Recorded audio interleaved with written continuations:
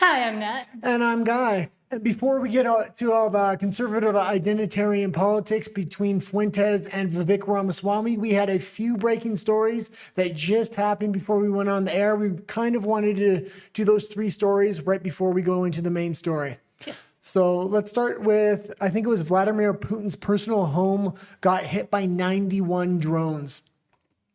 Yes, so from Marinaval breaking, Ukrainian drones target Putin's residence as Moscow threatens retaliation. Russia says Ukraine launched a large-scale overnight drone attack on Vladimir's state residence in the Novgorod region, with all UAVs intercepted by air defenses. The strike reportedly occurred during active negotiations between Moscow and Washington, sharply escalating tensions at a moment meant for diplomacy.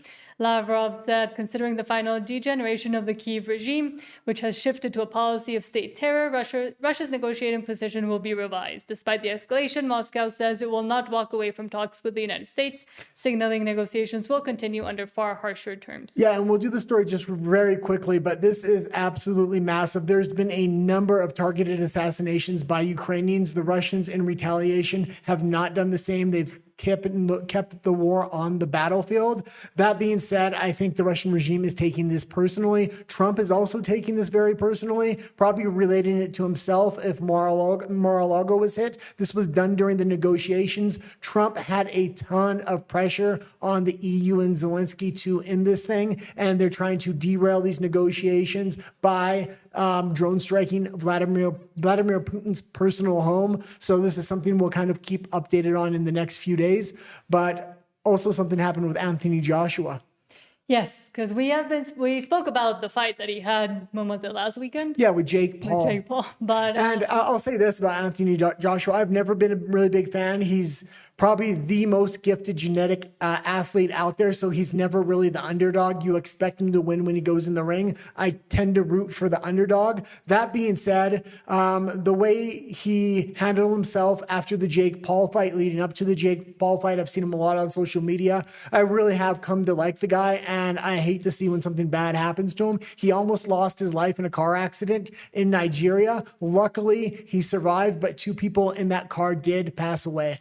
Yeah, so from Tommy Robinson, Anthony Joshua injured in a car crash in Nigeria, which is being reported, two others lost their lives. Yeah, and our hearts and feelings kind of go out to the two people that lost their lives, and hopefully Anthony Joshua does make a recovery and there's no long-term injuries. We'll play the clip really quick, and then we'll do one more story before we go into the cover story, which was Fuentes and Ramaswamy. No, there's no sound.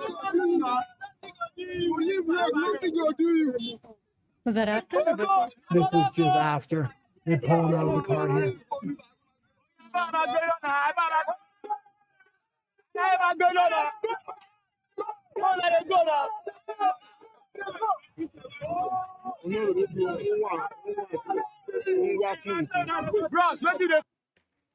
Okay, and the other, he was currently in a police vehicle there. I guess they're going to probably bring him to the hospital from there. There was another video of where they pulled him out of that actual car. He seemed to be pretty badly hurt. Two people did lose their lives, so it was a pretty major accident.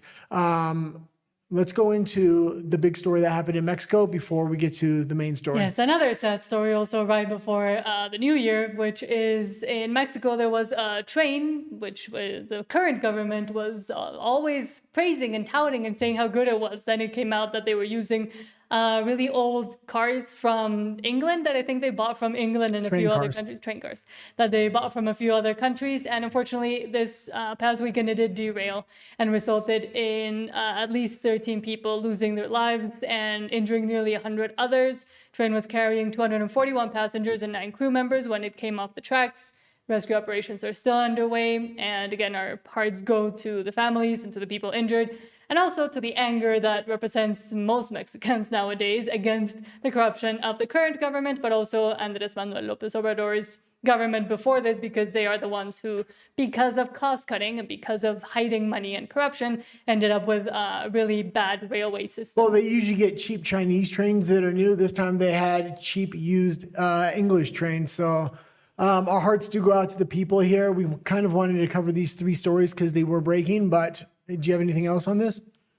Well, again, just the anger that I think is representative of everybody that is watching this tragedy as well, because it could have been easily avoided. And there had been quite a few investigations done into how dangerous the train was. This happened in Oaxaca, I believe. But just knowing that that whole train section was already unstable and the tracks were not built for the types of trains that were going on it, is worrisome. And we do live in Mexico now. Yes. We left Canada because of the political situation there. It is just becoming far too woke, and it doesn't seem like they're willing to vote in their own best interest. Well, and I am from Mexico, so that made the transition easy. Yeah. I just came back home. Before we get into the main story of Fuentes and stuff like that, we're gonna not be here on Wednesday because it is New Year's. We'll be back on Friday, either Friday or perhaps Monday. We're going to have all new assets for the show. The show is going to look a lot different.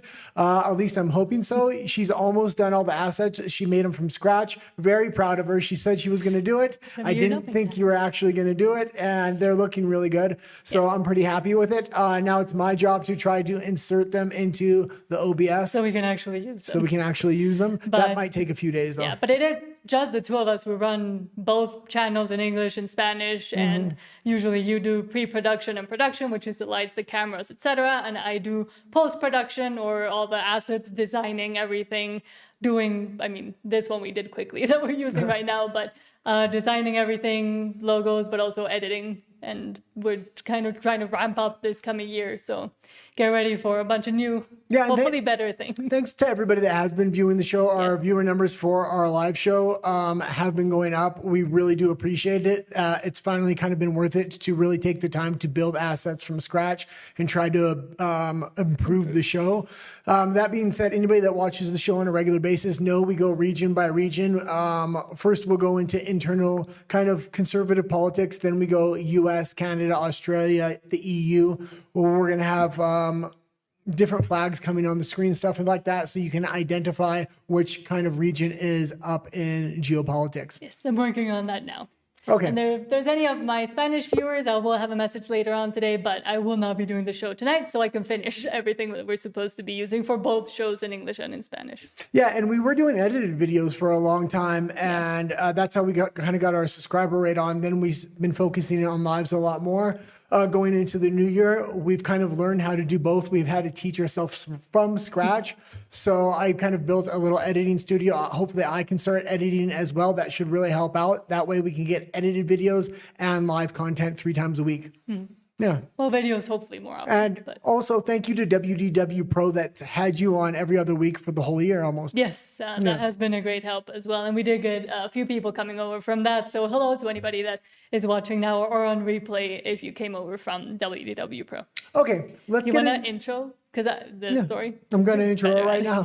Okay, let's kind of get into Nick Fuentes, Vivek Ramaswamy. We're on the cover. Looks like Fuentes is going to bring perhaps himself and the Groypers to the Ohio midterms to kind of door knock and campaign against Vivek Ramaswamy. We're going to have that clip. That's a little bit of an older clip, but I was kind of saying here, as much as I don't like some of Vivek Ramaswamy's views, about 75% of them I do agree with. So if you're going to go against him, you better have another candidate. And what Nick was saying is he doesn't care if a Democrat gets in office, just not Vivek Ramaswamy. And I wasn't for that. But it appears there finally is an America First candidate emerging. I just found out about this today. I did as much research as I can. He seems like an okay guy. I got a few clips of him so we can kind of talk about him. I have to do more research before I do give a final opinion, but I do like him at this point more than Ramaswamy. That being said, I don't think they're necessarily putting him in there to win. I think they want to just split Ramaswamy's vote so Ramaswamy loses. And after TPUSA's AmFest event where we saw Ben Shapiro going up against Tucker Carlson and kind of the implosion of the civil war that we had been waiting on. And now we're also seeing the further decay of, I would say, of Candace Owens. This question continues to loom and people continue to turn to look at each other within the MAGA conservative movement, but also turn on each other. And we've seen this over and over again. But with Nick, I think AmFest kind of gave people and reminded people of Vivek Ramaswamy and gave an opening for this conversation to come up again. Well, also, we rarely play him, but Asmongold had an amazing take on this thing. I threw him in these series of clips about this story with Ramaswamy, and he had a very good take on identity politics, and that seems what's coming in to the conservative movement, whether it's Christian identity politics or white identity politics or different types of identity politics, currently kind of converging within conservatism to build an identity for what America and the broader West's identity is going to be going forward. I think you're going to really see this battle happen in the midterms. It's better for it to happen in the midterms than in the 2028 election, but I think it will continue to amp up in 2028. And also with conversation in the UK and in the US that I've been seeing of the identity politics, identity, what it means to be American, what it means to be British, what it means to be white. White is an identity, if it's a culture, if it's a race, etc. I think a lot of Democrats and globalists are now regretting having segmented the population in such a way, especially during the Obama campaign, the first Obama presidential campaign, which is where it really was starting to cement and to foment these different identitarian groups to be able to gain votes section by section. Now I think they're going to start regretting it when people start looking at it the other way and say, hey, why do all these minority groups exist, but we don't have a group, we don't have an identity? And I think that conversation is one they've been trying to avoid for the past 15, 20 years. And now it's coming up with a much more forceful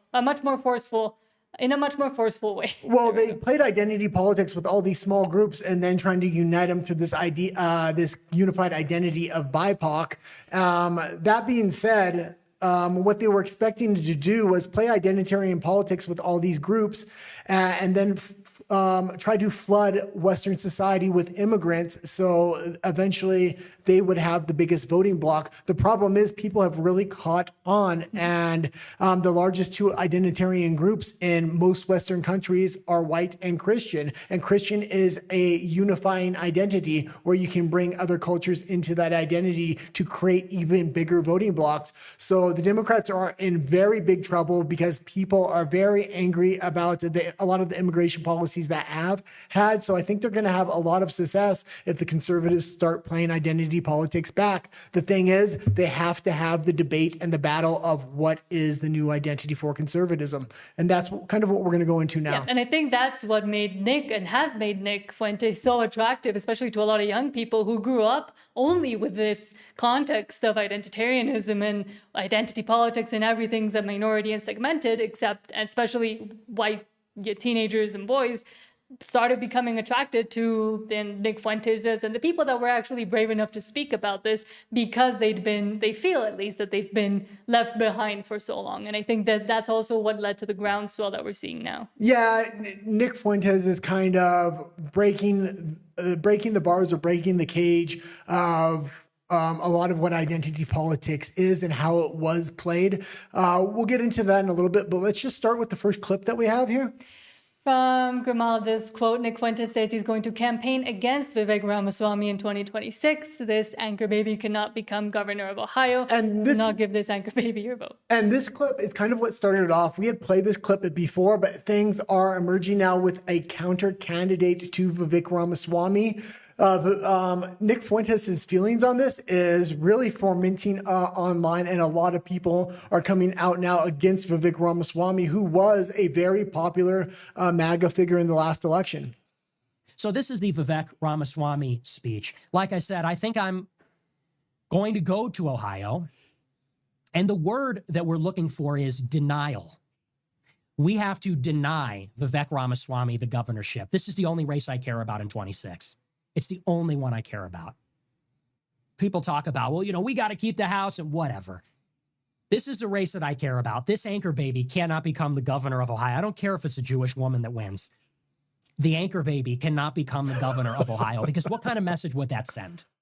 That sends a message that you could say and do anything to white people. They'll tolerate any level of disrespect. White people tell themselves, well, I got to go and vote. I mean, what are we going to have, a Democrat? You're going to affirmatively vote for somebody that has told you that he owns your country. Your heritage means nothing. Your ancestry, the struggles of your ancestors means nothing. So what means anything to you? Seriously. Think about it. Your ancestors fought and died fighting the Indians, fighting in the Civil War, fighting in the Revolutionary War. fighting to even have this country. Someone comes here from India in the 80s, anchor baby, on a visa for like a tech company, and says, I'm just as American as you guys. I'm just as American as George Washington. You affirmatively vote for this person. He spits on the graves of your ancestors. What matters to you, actually? He's not even a Christian anyway. There'll be no Christmas in the Vivek Ramaswamy governor's mansion. They'll be celebrating Diwali. Could you imagine? No nativity scene, no Christmas carols, no consecration on the altar of Christ. And you can pause it for a quick minute. I don't know how long it is. We'll continue to play it, but I will say this. I don't agree with him on we're going to vote for a Democrat or we'll vote for anybody else than Ramaswamy, although I don't agree with him on some issues. If you don't have a better candidate, I'm going to vote Ramaswamy if I had the option to vote in Ohio. I'm not from Ohio, so I don't. That being said, there is a candidate now emerging, and that's kind of why we're bringing this story up and going to play it out from the beginning. But it all started here with Fuentes kind of saying this. I do have to add a little bit of context as well. He keeps calling Vivek Ramaswamy an anchor baby because both his parents were not citizens. They gave birth to him on U.S. soil, so that allowed Vivek Ramaswamy to be a U.S. citizen. He was raised in Ohio. Eventually, his mother did get U.S. citizenship later on after Vivek Ramaswamy was born. So it's a traditional idea of what an anchor baby is, but a lot of people do fear this idea of anchor babies because of what happened in California. And this isn't necessarily the same situation because Vivek Ramaswamy was actually raised in the United States. What's happening with a lot of Chinese, they're coming over here having an anchor baby. The baby gets U.S. citizenship because it's born on U.S. soil, and then they take the baby right back to China, and it's never raised in the U.S. with any U.S. values. And people fear that the Chinese or somebody else may actually fund one of these anchor babies in the future from China, born in California, to become U.S. president or hold political office, kind of as a Chinese Manchurian candidate. This is a widespread practice happening, especially in California. A lot of these people that are having these anchor babies and bringing them back to China, a lot of these kids are becoming of age now and could potentially run for politics. And again, having lived in Canada for 13 years and you as well, this also happens there. And I worked at a school with international students that were doing exactly that did have Canadian citizenship, but they'd never lived in Canada. And sometimes they'd bring their parents over, but they were essentially sent there to just be and take advantage of being in Canada. Yeah, so, I mean, when he talks about it, I understand he talks in a very harsh way. But that being said, this is becoming a real problem in countries that are far more advanced in this identitarian politics than the U.S., like Canada, like the U.K. A lot of political offices in the U.K., you don't even have to be a citizen to run, which is ridiculous. We've also showed a lot of these politicians do not even speak English at this time, and they have translators. I believe we showed that last week on the show. So although anchor babies might not seem to be a big problem right now in the United States, it becomes a much bigger problem when you start looking at the UK, Canada, and the EU. They're trying to nip this in the bud right now and give America a new identity. Vivek Ramaswamy should 100% be able to run, but he should expect it to be challenged. And it's going to be very interesting what happens in this race, because the guy that's running against Ramaswamy is actually running kind of a campaign that he's a heritage American, meaning him, his mother, his father, his grandparents are all from America and they have deep roots here. So he's really going at it from the opposite perspective of Ramaswamy. Okay. No reverence for the newborn king on Christmas in Ohio. What a world. What has America come to? He has to be denied next year. So we'll be going out telling people, vote for a protest candidate, vote for the Democrat, vote for a third party, don't vote, vote for anyone else. Do not give the anchor baby your vote. Disgusting. And that's a message for Vance in 28. If Vance or anybody else wants to be president in 2028, we need to put on a little show for them in 2026 so that they can figure out how they want to play. That's the plan. Okay, and if TPUSA was like oh God, how would you say it? The good guy voting arm of the conservative party, Nick Fuentes is like the Dark Knight. I don't know if he's a knight. He runs the TP. He runs a political organization as well that goes out, campaigns, has money. So he is kind of like Well, he's trying. the opposite of what Charlie Kirk was, but doing the same thing. So it's very interesting what's happening. That being said, yeah, he is trying to send a message to Vance in 2028 to keep Vance in line with America first and not sell out America.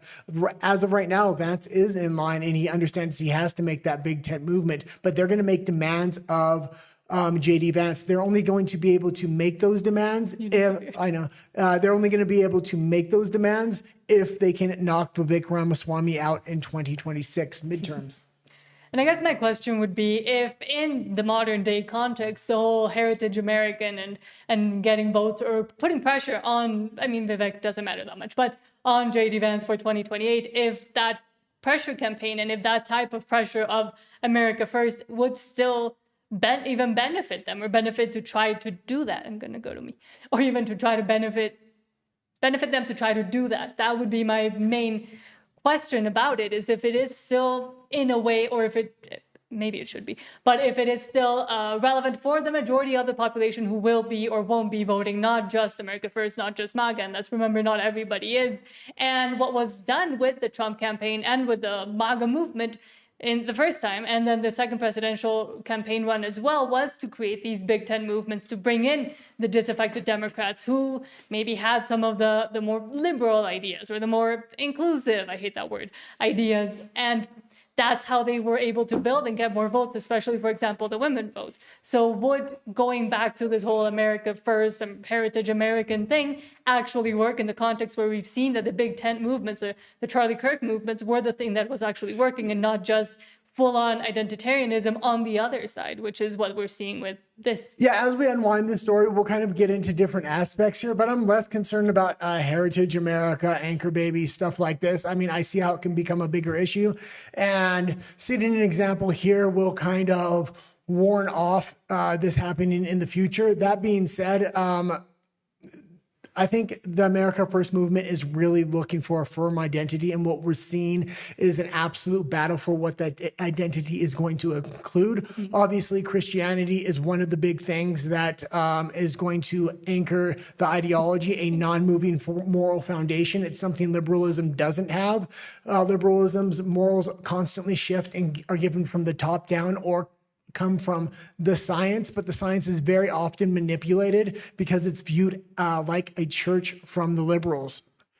Okay, we can go into the next clip here, and I think it's Vivek Ramaswamy kind of explaining. Oh no, So it's from Andrew Branco. Oh, I thought I had taken this one out, but we can leave it in there. Wait, which one?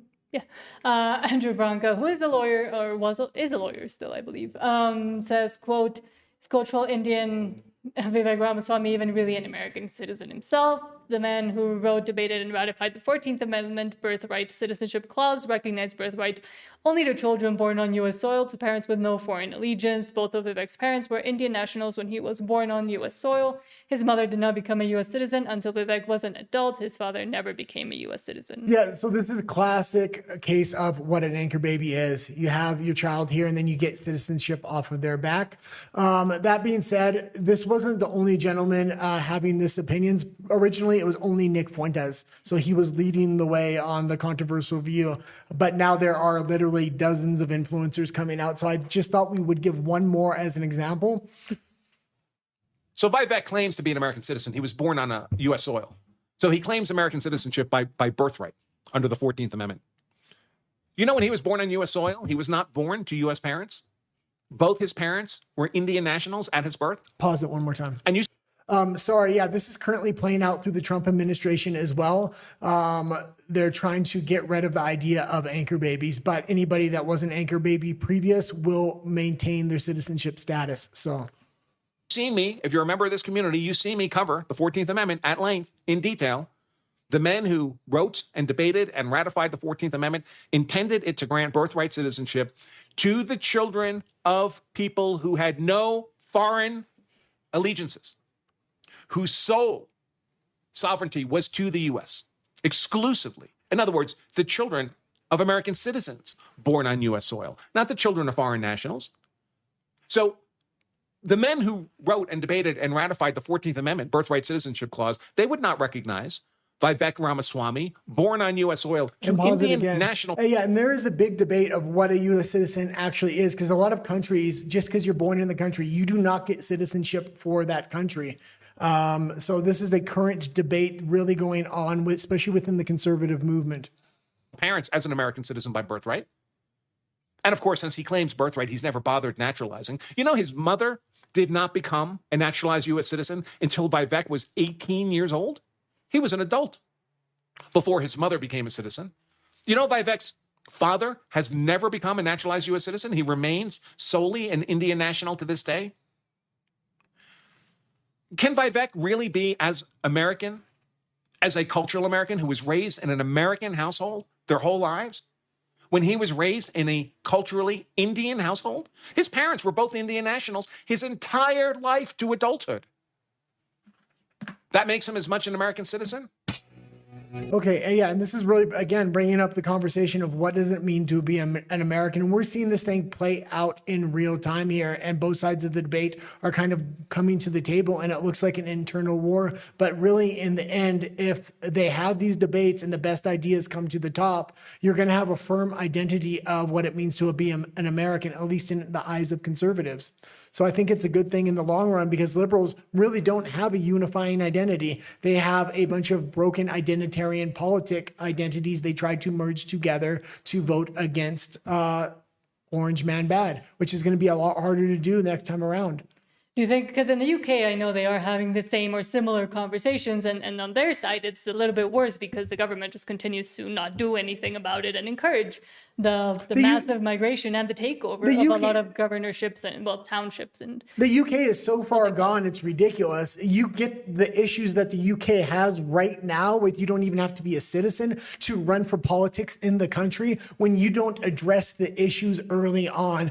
So whether you like this conversation or not like this conversation happening, the fact that they're even having it can hopefully prevent what's happening in the UK, what's happening in Canada, what's happening in the EU. I mean, Mexico has a firm identity of who it is. So does Japan. You have to be Mexican by birth to run for politics in the country. I think not for like local state stuff, but you do have to if you want to go into like Congress and senator and president, of course. So I would also say this. As much as a hard time if they're giving Vivek Ramaswamy, they're really targeting him to make an example out of him to kind of make demands of J.D. Vance.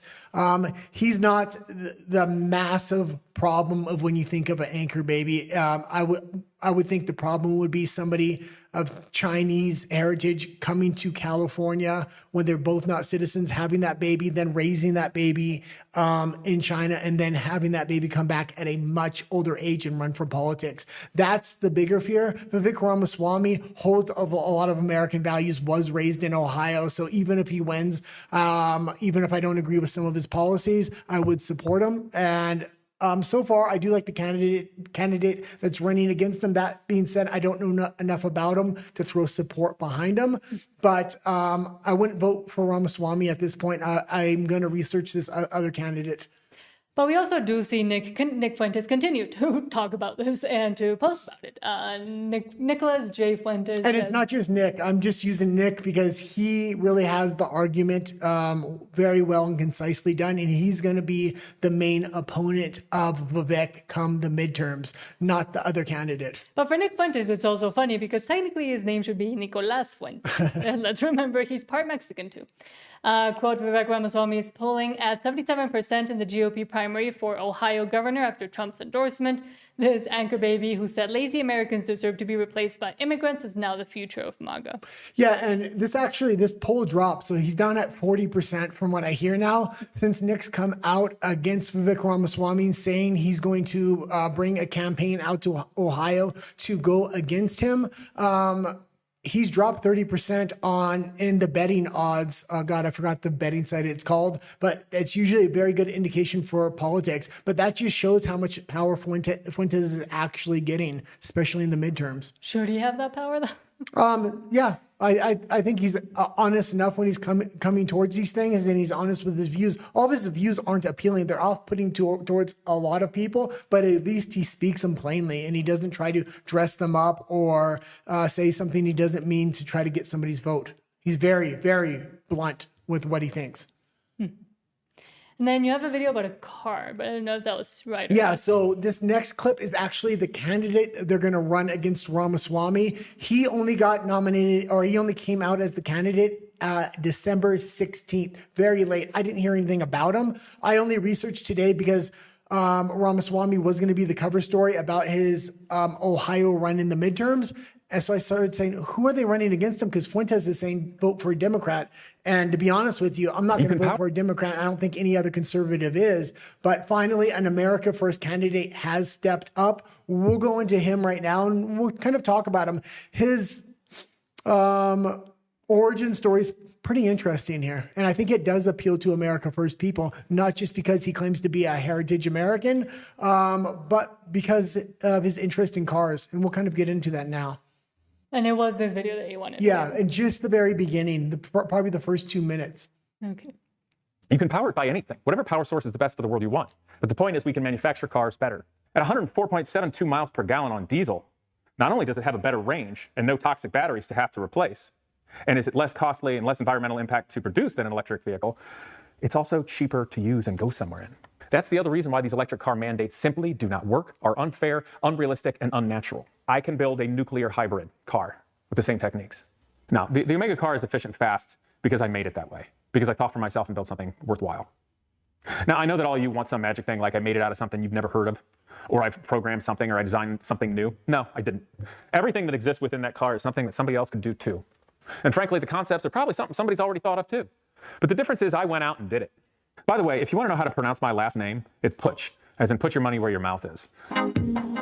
Okay, you can kind of leave it there. And this is somebody that is a car YouTuber. He fixes cars, designs cars. But it's very interesting because that car you've seen right there, he actually designed about a decade ago, from what I can understand. And it gets 105 miles to the gallon. He put a stock engine in there, made some minor adjustments to it. And it also goes 0 to 60 in under 5 seconds. So it outperforms all electric cars. It shows even a decade ago, we had the technology to outperform electric cars. Why didn't he release it? He also made it in a manner where it would be cheap to mass produce. He didn't release it because he didn't have any voice, he said, and that's why he started his YouTube station. And now that he has quite a big voice on YouTube, he's now talking about this and how electric cars have been a complete scam.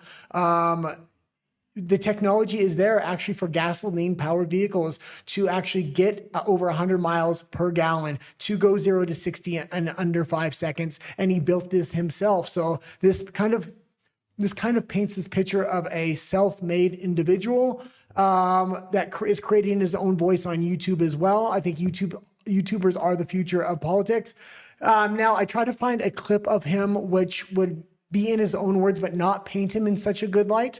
So that would be the next clip. I like to see the good and the bad, but he does speak very plainly here. And I do appreciate that because Vivek Ramaswamy comes off as a bit of a prepackaged con man that's backed by big money. Vivek Ramaswamy also, how he made his millions of dollars or his hundreds of millions of dollars was a huge pump and dump scheme in the medical industry that left investors high and dry. So I don't know if I want somebody like that kind of running my state. Do you want me to read it or just? Yeah, you can read it. And this guy apparently really doesn't like him. From Walter Kurt, quote, "Let's take a look at the new Ohio Republican primary candidate, Casey Putsch.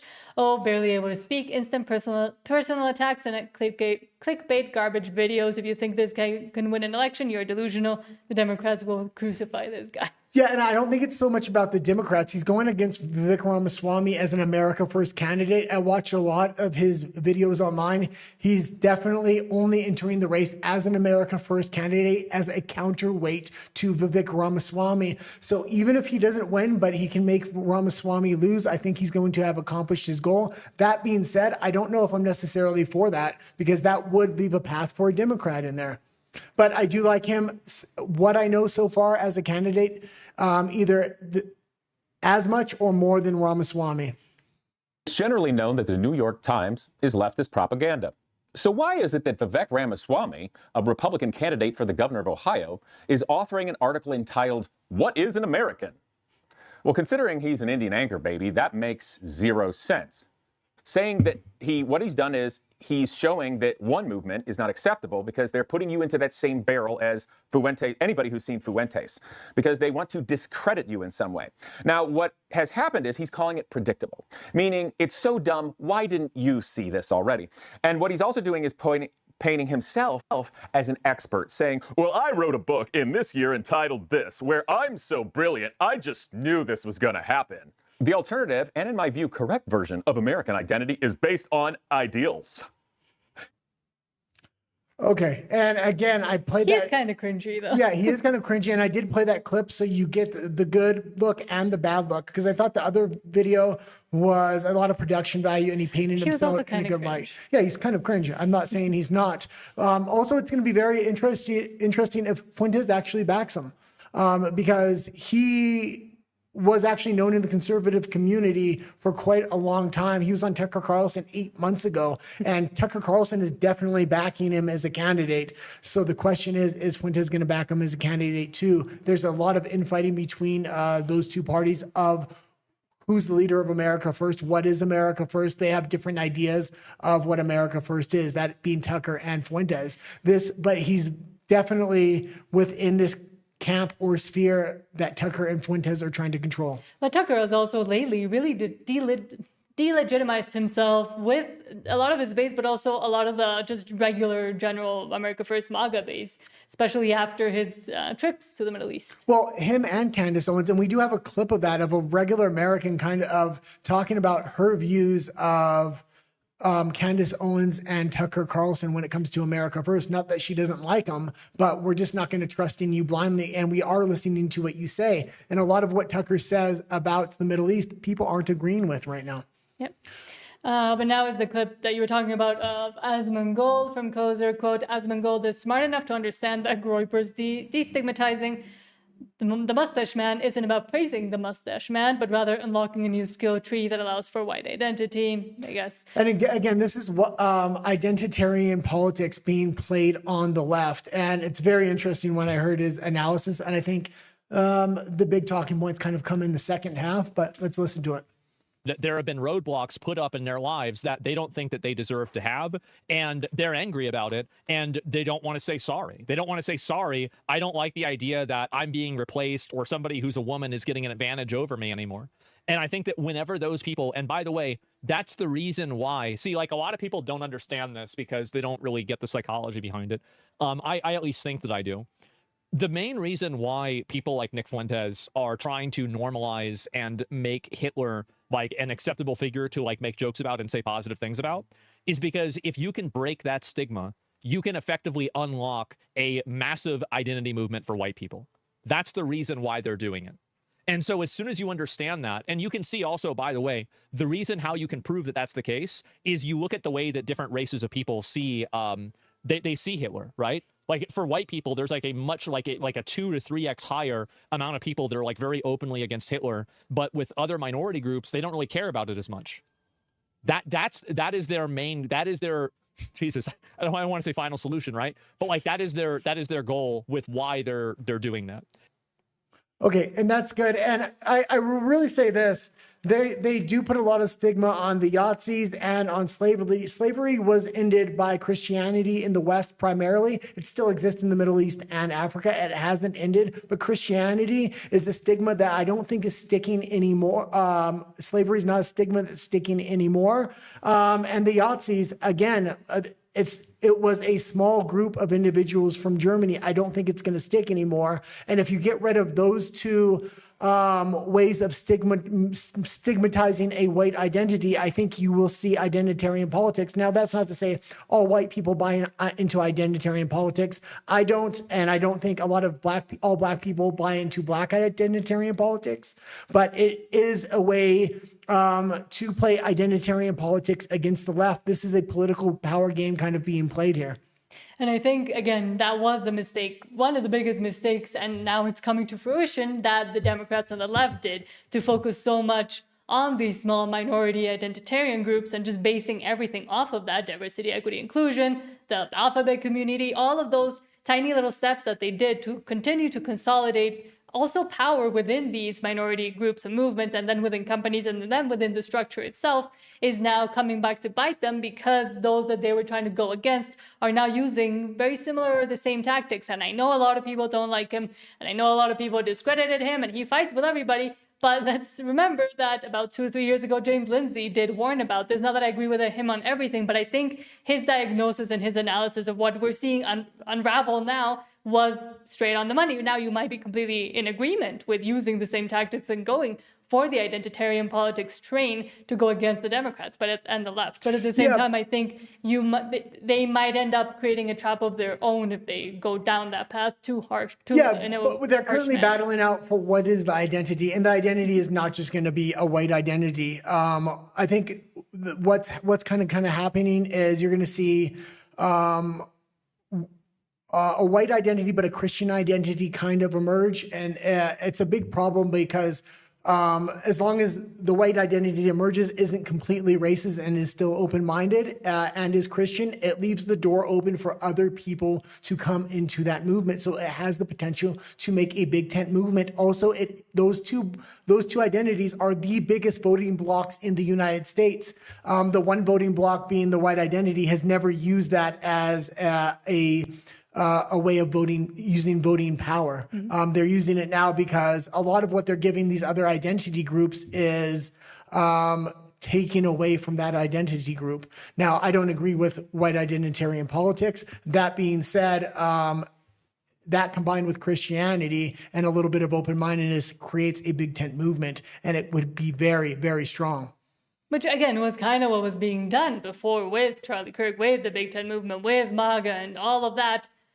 And then it got ended, and then I think the worst faces of it started coming out. Yeah, ultimately, I'd like to see all identitarian politics disappear, but the other groups are going to be unwilling to completely give that up. It's been so ingrained through legislation, through DEI. Even a lot of ESG policies have secondary interests that really play into identitarian politics. It's been legislated on local, state, and national levels and internationally, and we see this in all Western countries now. And it's way too beneficial to the people that actually benefit from it. And it's way too beneficial also for the giant NGOs and giant structures that have been created around it, that dismantling it hasn't been and won't be so easy to get it to kind of like the way it was, or to 0%, or to stop that whole system from functioning. It's being done, but slowly. Yeah, and it's a little bit different of an identitarian movement because it's not asking for race-based quotas of 40% of the people have to be white in the country. They're actually asking for the opposite. They're asking for meritocracy. So it can challenge other identity political groups in the debate sphere, which they have much better debate talking points because it is based upon meritocracy.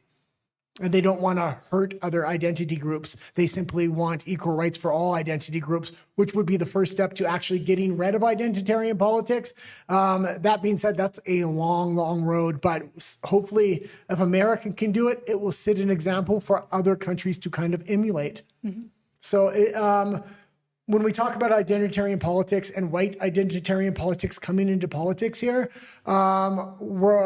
it's still kind of, the debate is still being had, and it could actually end identitarian politics. That's what I would like to see. I don't know if that's going to happen, though. And again, I don't know if, because you said like they don't want to exclude or hate on anybody, but I do think maybe some of those that leech onto the right-wing identitarian movement do. Oh, there's definitely toxic elements within the white identitarian movement. Just like I watch a lot of. But the problem is also that they get, and we've seen it with Piers Morgan when he interviewed Nick Fuentes. We've seen it with every single interview that they've done of Nick Fuentes, where they villainize to the point where it just becomes ridiculous and untrue, and they want to paint the fact that they do want to do bad things to other people, and they invent these things to essentially strawman or to lie about what their actual intentions are. You're not going to be able to shame the identitarian movement if they get rid of this shaming of slavery and the shaming of the Yahtzees. Those are the big two cudgels. that are kind of holding that identitarian movement back, I think. Fuentes and a lot of other people are challenging that directly right now. I don't know how successful it's going to be. We will see. That being said, every single identitarian movement, and this is why I don't like identitarian politics, there's going to be a lot of toxicity in it. The Black identitarian movement, I watch a lot of Black radicals on YouTube just because I find their points radical, interesting, and different. They're just as toxic. You'll see Mexican groups very similar. So all these identity groups have their toxic influencers or sides, and some of their arguments are just absolutely wild, but a lot of them agree on a lot of different things. So Yeah, they have their toxic traits. yeah. And Sean, hello, Sean. Thank you for Good to see being you. here. Sean says, James Lindsay is right about the woke right, and it's Buchanan's views. Fuentes is an identitarian and controlled opposition. Well, according to you, all influencers are controlled opposition from different three-letter agencies. Yeah. And now Alex Jones agreed with you about Candy Cane Owens. Yeah, my theory, and if you watch the show for months now, is that all major social influencers that are being pushed are being pushed because they're affiliated to some form of three-letter agency, either within the United States, Britain, the EU, or some other country. Candace Owens specifically, I think she's been linked to MI6. I've been saying that for months. Alex Jones is now saying the exact same thing. There was a lot of indications through her husband and her husband's father that she had major connections to MI6. I think Fuentes, Tim Pool, and a lot of other influencers also have very suspect connections to intelligence agencies stateside. So I think a lot of people are coming around to that as well. Now, that being said, if all these social media influencers are working for three-letter agencies, you have to make up your own mind who has the best talking points. Just don't agree with somebody because you like that personality. And that's what I, again, always say here and in the Spanish show specifically, like you don't, number one, don't agree with every single thing nobody says on like other than your points that you research, find out, and just decide and deliberate using critical thinking with yourself. But at the same time, it's fine to also watch people from the other side just to know what they're saying. But also, Fuentes agency influencers. Fuentes does not do himself any favors when he says, we're going after Vivek Ramaswamy. We don't have another candidate. If the Democrat candidate wins, so what? Let's destroy the country. That's what it sounds like when you say let the Democrat win, especially when it's not a good Democratic candidate. Put up another candidate. Now, finally, another candidate really just emerged out of nowhere. I don't know if Fuentes is going to back him, but at least there's another candidate. But it really does look like you're controlled opposition when you're trying to say, let's knock down an America First candidate and not kind of put up somebody of our own. He's doing the same thing with J.D. Vance. He's trying to knock down J.D. Vance, have demands of J.D. Vance, but he's not putting up anybody as an alternative. And he did the same thing during the Trump presidential campaign, which Candace Owens was also kind of doing. And that being said, I like most of these influencers, and I agree with some of Fuentes' opinions. Like I do Tim Pool, like Candace Owens. I know you don't agree at all with Candace. No.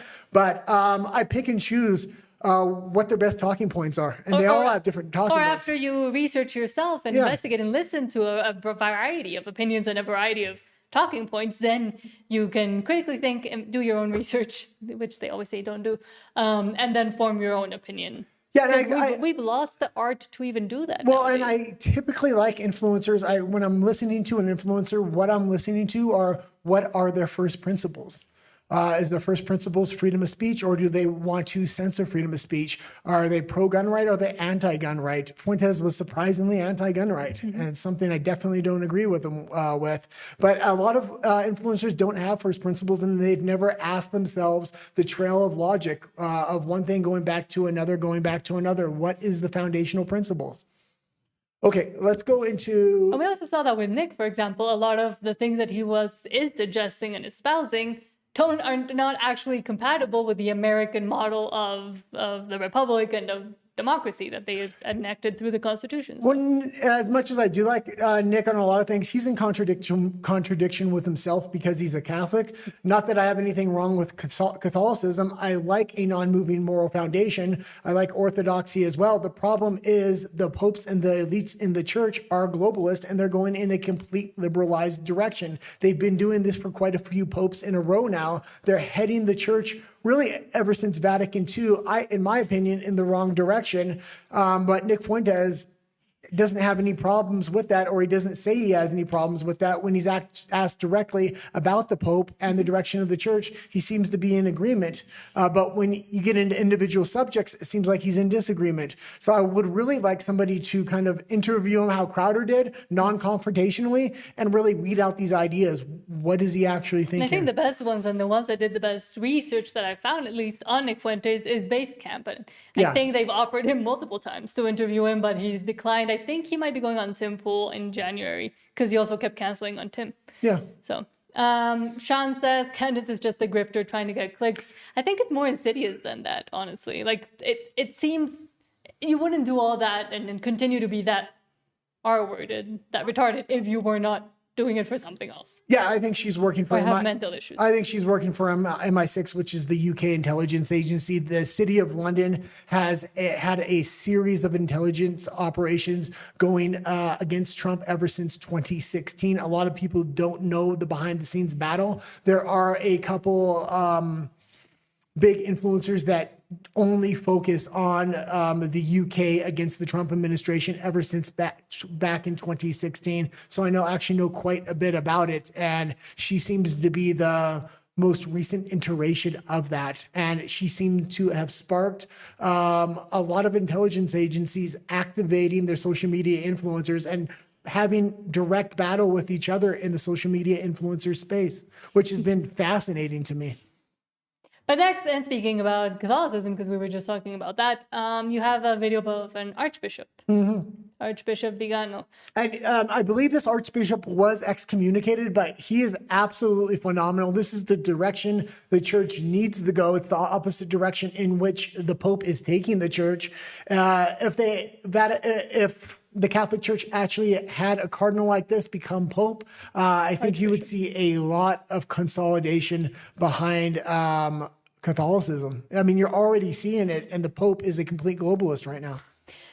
Archbishop Vigano says, quote, a dangerous subversive elite has managed to infiltrate the highest levels of Western institutions and governments to implement the criminal plan of Agenda 2030. Yeah, and traditional Catholics know of this cardinal very, very well. Archbishop. There's Archbishop. There is a whole section of the church that holds these beliefs as well. The problem is they're weeding them out and they're becoming fewer and fewer. A dangerous subversive elite has managed to infiltrate the highest levels of Western institutions and governments to implement the criminal plan of the Agenda 2030. In many self-proclaimed democratic states, the voices denouncing this global coup are being silenced through censorship, intimidation, psychiatrization, and even arrest. Among the victims of the totalitarian regime quietly establishing itself in Europe, Canada, Australia, and other vassal nations of the United Nations, NATO, World Health Organization, and World Economic Forum, all private entity funded by the same powers, is lawyer Rainer Fulmich, unjustly imprisoned and still awaiting for a fair trial. His crime is having dared to speak the truth in a world of criminal lies. I call on Catholics and all people of goodwill to raise their voices in defense of those persecuted by the globalist regime. It is not Attorney Fulmich who should be imprisoned, but those who committed the greatest crime ever against humanity: Anthony Fauci, Bill Gates, Klaus Schwab, George Soros, Ursula von der Leyen, Albert Bourla, and all their accomplices and emissaries, especially those in institutional positions. Free Rainer Fulmich. And it's good to see somebody in that position saying those things. And I wish more people would speak up. But again, people like that are excommunicated from the church when they do speak up. We do hear a lot of people, U.S. citizens within Australia, the UK, and the EU right now saying they can't even speak up, and it's up to people in the United States specifically, but also other countries that still have free speech to speak up for them. That's part of the reason we do this show. I try to identify a lot of the issues going on in countries where these people can't speak up for themselves right now. Or where, like in Mexico, for example, they still don't care that much about free speech in Australia or free speech elsewhere. So if you're in a different country, you can't speak out for the things that they're trying to say. And then maybe when we need help, they can say things that we can't say in Mexico because you get unsubscribed from life because of the links that they have with bad people. Sean says about Candace, given who her husband is, she could be a British intelligence asset. I mean, I think that would be the closest kind of puzzle piece. Because George Farmer, again, he is very connected. His father, I think he bought his title of Lord, but even still, he's a Lord.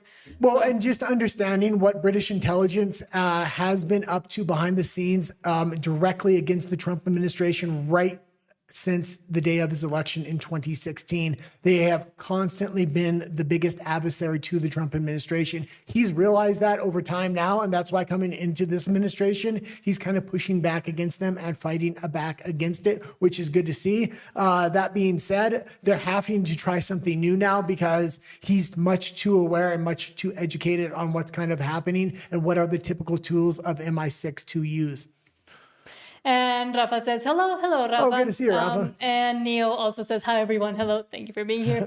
I guess let's do the disclaimers again, since now we have people. Oh, our regular viewers are here. Yeah, so we have to do it again. Well, go ahead.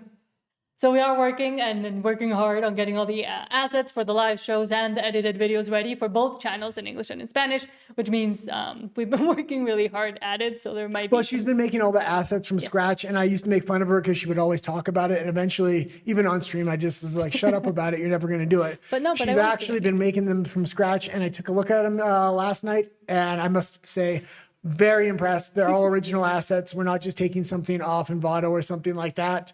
And now it's going to be my job, as soon as she's finished over the next few days, to put them in OBS so we can actually functionally use them. Hopefully I'm able to do that. But it looks very good. The show should be much more stylized. Every time we go to a different region, when it comes to geopolitics, we'll have a pop-up screen saying Canada, the US, Europe, stuff like that. We're getting rid of this horrible blue thing we have around us. It's a lot more minimalist, but we do need a bit more time to fully work on it. And my show today in Spanish, Rafa and the other Spanish viewers, will not happen. I might try to make one work for tomorrow. If not, on Friday, regularly scheduled, but I do want to finish doing this and stuff for the Spanish channel. Yeah, and we're off on Wednesday. It's just us two that work here. We're off on Wednesday, so we're not going to have a show on Wednesday. We will be back on Friday because we want to work on the assets, and it is New Year's that day. And Sean says, regarding Catholic Church, says, I do think Pope Benedict was forced out as he didn't play along with the new Catholic post-Vatican II orthodoxy. And Vatican II, that is very rumored. Vatican II is really a splitting point for a lot of people. So I'd like to know what Rafa thinks. We've talked to Rafa quite a bit about it. I know, but regarding Pope Benedict specifically. But something I think a lot of Catholics completely disagree with the direction the elites in the church are taking it, especially the Pope. But what can they do? Mm-hmm. Okay, let's continue. Sean asks, why doesn't Guy speak Spanish, Nat? He's trying to learn, but it has been low on the priorities list because we're trying to get this thing up and running. So focusing on the editing, the pre-production, the production, the cameras, everything is kind of front of mind right now. Maybe I'll talk a little bit about, we use all Apple computers now because they just work, and we're pretty computer illiterate, especially when you're doing video and editing. You're not as much as me. Not at all. But especially when you're doing video editing and stuff like that, you're able to just airdrop things. Things just work seamlessly. It works with all the soundboards, all the cameras, they plug right in, which is nice. But I started with an old PC. I thought it would be cheaper, so I spent quite a bit of money on that. It was on Windows. Windows is now phasing out Windows 10. If you want to go into Windows 11, you have to have tracking chips within your computer. I'm not willing to do that. So I thought eventually the computer would just be bricked, but I'm trying something called Zorin. It's a Linux-based platform, and it's an alternative to Windows. And so far, I've been pretty impressed with it. If anybody does have a Windows computer that is eventually going to be bricked, maybe try Zorin or something Linux-based. You can change the operating system.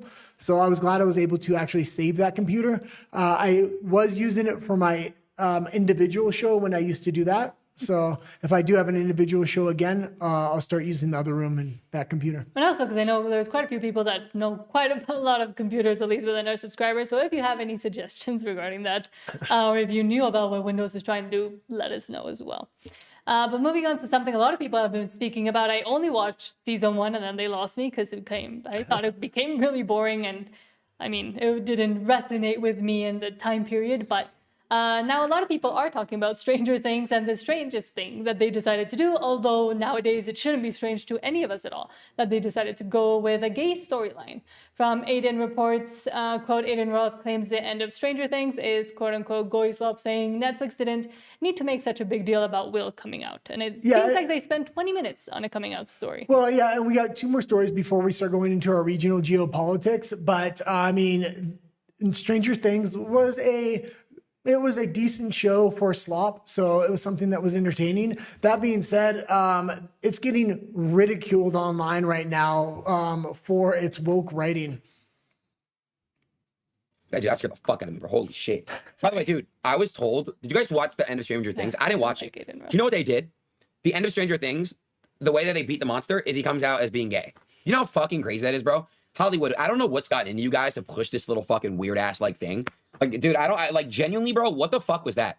I think in season 1 he got fucked in the butt by that monster. I'm just being real.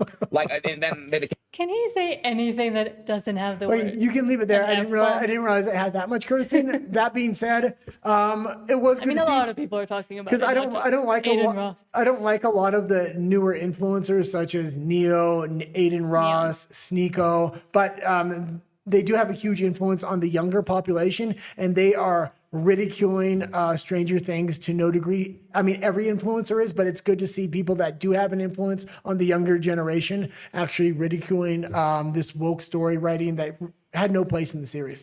I wish the youth were influenced by better people that speak better English. But Sean says, I can't stand Windows, so good luck trying to move to an alternative platform, guy. Yeah, it's just for that computer, so I don't have to brick the computer. I don't lose it. I can still use it for OBS and streaming. We're already on all Apple computers for our main set and stuff like that. Because that's what I grew up with and know and work, and I do know quite a bit of editing. Yeah, but I would say that the best thing about I went to this Zorn platform. I still don't trust it. But what I did realize is I was kind of researching all these different Linux platforms, but the Brave browser came up as an alternative, and Linux likes alternative for browsing or for a browser, yeah. So they a lot of Linux applications like really secure browsers that aren't going to follow you, stuff like that. The Brave browser is one of the only browsers left that's actually doing that. Firefox completely changed their protocol. A lot of Linux platforms actually got off Firefox and are going to Brave right now, but it'd be interesting what happens in the future, especially with AI and when it comes to browsers. Mm-hmm. And Rafa says about Stranger Things, there was a meme that said the dude became gay because the monster did some things to him. Yeah, I've actually seen that story as well. Well, because initially, I think it was Matt Walsh who first kind of brought it into the eco-X sphere. He said that, well, it does seem like they're R-wording a child, and why is this monster using a very... I can't even say that. Well, I don't know if I can say that word, but a very phallic piece of himself to go into this child, and now he's coming out as gay. So this story kind of started when this season started, and it's kind of devolved into probably like it wasn't a meme. It looks like that's what it was. There's a lot of video game. But I don't. There's a lot of video game adaptations where they're just adding gay shit in there, and it's it's ridiculous. Yes. Okay, let's go into the last story before we get into Rio geopolitics. This one is actually, I like the story quite a lot. You like it? Yeah, go to the story. Oh no, wait, this is the wrong story. That's what I said to you. I mean, I like it because I'm vindicated, but... you can skip that story and go to the next one if you want. Why? Okay, just go ahead.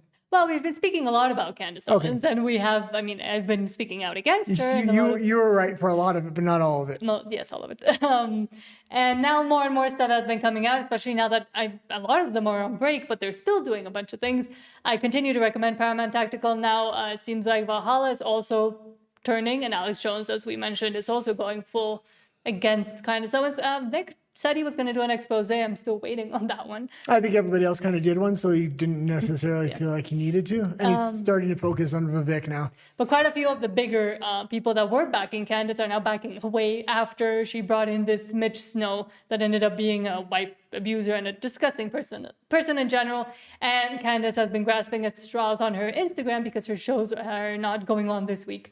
But, quote, Valhalla VFT offers a $10,000 reward if evidence comes forward that proves Brian Harpel and Erica Kirk, one of the accusations Candace and her crazy person Mitch did, were at Fort Huachuca the day before Charlie's assassination. He will donate. And I'll stand by. People should ask questions and investigate, but throwing mud, as Candace has been doing without substantial evidence, is going a little bit too far. Is going too far. No, 1 month from it's now. not, because I'll talk about it in a moment. But Bookmark this episode. Bookmark this episode. 1 month from now, if there is, and I'll tell you this, look at me, guys.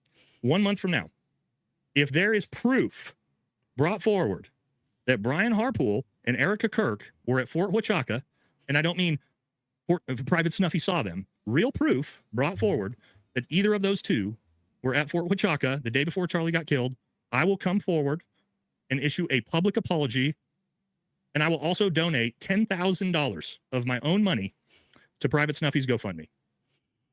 $10,000 of my own money. In 1 month from now, if there is any concrete proof of either of that. 1 month from now. okay, and that's pretty good. And I will say this, a lot of the narrative and accusations have fallen apart, and they're really trying to fall back on the financials of TPUSA, which does look to be corrupt, at least here or there. But that being said, it's pretty weak, and it's normal corruption I expect to see in any corporation that's that size. And they're really trying to fall back on that now as it's an I got you. And yeah, I do think they should be exposed because they are going to find dirty financial records. And I think it's a way to clean up the organization. That being said, it's none of the claims they were originally claiming. And now they're trying to fall back on normal corruption a large political corporation is going to kind of have.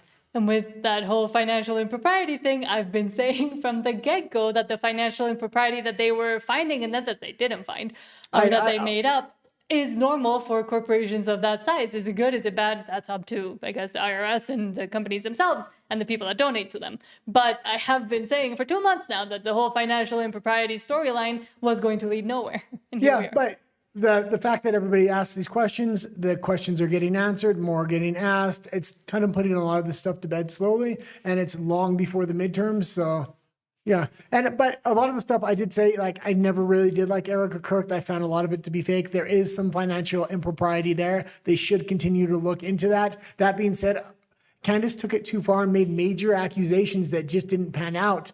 And we'll see if she pays the price, but yeah. I mean, she's going to get sued up the wazoo by a bunch of people now. Well, MI6 will pay her lawyer bill. And that's the thing. If she is an asset, I mean, will that ever come out as well? Or how much are they willing to protect her now that she's completely, or is it on purpose that she's floundering and letting all of this kind of blow up in her face? Well, let's go. I think the American public's generally getting smarter now, which is good to see. They're not just blindly following people, and they will listen to everybody, meaning they'll even listen to somebody like Nick Fuentes, which was kind of a no-go zone before, and they won't agree with everything he's saying, but they will agree with good, if he has good talking points, they will listen to him and take those in. They'll do the same thing with Tucker. But when you undercut your talking points or you have bad talking points, people are going to realize that as well, and they're going to hold you to account. We'll go into the next clip here. But I will say, again, if you want to do a deep dive into all of this, both Valhalla, who is the guy we were just watching, and Paramount Tactical have 3-4 hour streams for the past 3-4 days exposing and going into the deep dive of who this Mitch Snow is, of Candace, of the lies, etc. Well, I will say one more thing. I guess Paramount Tactical, you call it? Mm-hmm. It's a channel. They have Robert Barnes on tonight, who has been one of the big influencers that I follow. He's actually a constitutional attorney from the United States.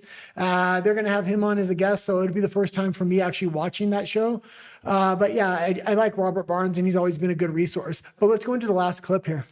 Yes, from Yashar Ali, quote, "We might like Candace and Tucker, but they're not changing our opinions. They're just saying what a lot of us are thinking." Christian Cooper, who would have heard Trump, explained why she's on a MAGA influencer unfollowing spree. Oh, is she an influencer? No, she's on a MAGA influencer, unfollow. Okay, I think she's just a normal citizen. Well, And then- maybe trying to be an influencer. Yeah, but I thought she had a good take here, and that's kind of why I put it in. And people aren't blindly following politicians, influencers, or anybody else anymore. Just went on a MAGA influencer unfollow spree. And let me tell you why. The mental gymnastics required to stand by your man under these conditions truly, in my opinion, is Olympic level. And I have followed some of these people for years, admired their ability to speak out when the opinion was unpopular. But now I'm starting to think, okay, they were countering the system, but not countering the system, which is the reason why many of us voted for this administration in the first place. Here's some of my problems with this administration. The Epstein list, okay? Referring to the Epstein list as the Epstein hoax after running your entire campaign on that is a slap in the face to all of us. Do you think we are stupid? You cannot gaslight me enough into forgetting that this admin said they were going to release the Epstein list. Pam Bondi said it was on her desk, okay? We are still sending billions of dollars overseas to fund foreign wars, denying America's interest, right? We've got some problems here in the mainland. Approving PFA pest. And she's bringing up a lot of the talking points we've brought up on the show, a lot of the dissatisfaction I had with the Trump administration. That being said, I have been happy about a lot of other things, and I focused a lot more on those in recent episodes. Pesticides to be sprayed all over our fruit and vegetables. It's not limited to your fruit and vegetables. This is going into our soil. It's going to leak into our water supply. We are going to be drinking it. Forever chemicals are linked to hormone disruption, thyroid dysfunction, cancer. It's an atrocity. When we're talking about making America healthy again, PFA pesticides is crazy. Debt normalization, 50-year mortgages, essentially saying your kids will never own anything ever. They will never own that little plot of land, the American dream. They're never going to own their own home. The fact that 90% of Black Friday purchases were made using a buy now, pay later like Klarna, that's also crazy. Surveillance expansion through Palantir. Think China during COVID. Yeah, that sounds extreme, doesn't it? That is how rapidly this administration is advancing AI. They're advancing it so quickly. They had to put out a statement to state governments saying, if you try to put regulations around AI, we're coming for you too. That is how much the federal government wants to advance AI and data centralization. So freaking scary. And then you can't ask anything about any of this. If you start asking questions, you were never really MAGA. You're not based, right? All this infighting is caused by Candace and Tucker. Y'all, please be so serious. Don't insult our intelligence like that, right? We might like Candace and Tucker, but they're not changing our opinions. They're just saying what a lot of us are thinking. And that's the thing. The conservative vote isn't going to be there for granted anymore. People are really going to start holding, hopefully, their local politicians, their state politicians accountable, because Trump's only one man. And this revolution that kind of happened in the United States did happen from the top down. And Trump isn't going to get every policy perfect. But as you can put in more America First candidates and people that actually have real values at a state level and at a local level, it really builds an infrastructure that you can make changes and right the wrongs that even this administration has done wrong in the past. And again, I think a lot of the things that she was talking about, we kind of are allowed to ask questions about. But at the end, when she said the whole Tucker and Candace are just asking questions, I think they're not asking any of the questions that she just asked, that are the valid ones, that are the important ones. No. They're both evolved into the infighting. Candace is going insane against TPUSA because of a personal vendetta, and Tucker is working for Qatar. So they both gained America's trust. They gained my trust because they were talking about all those issues back then, but now they're not. And then recent times they haven't. Mm-hmm. And now if they talk about it, they're just going to look like they're controlled opposition. I don't know.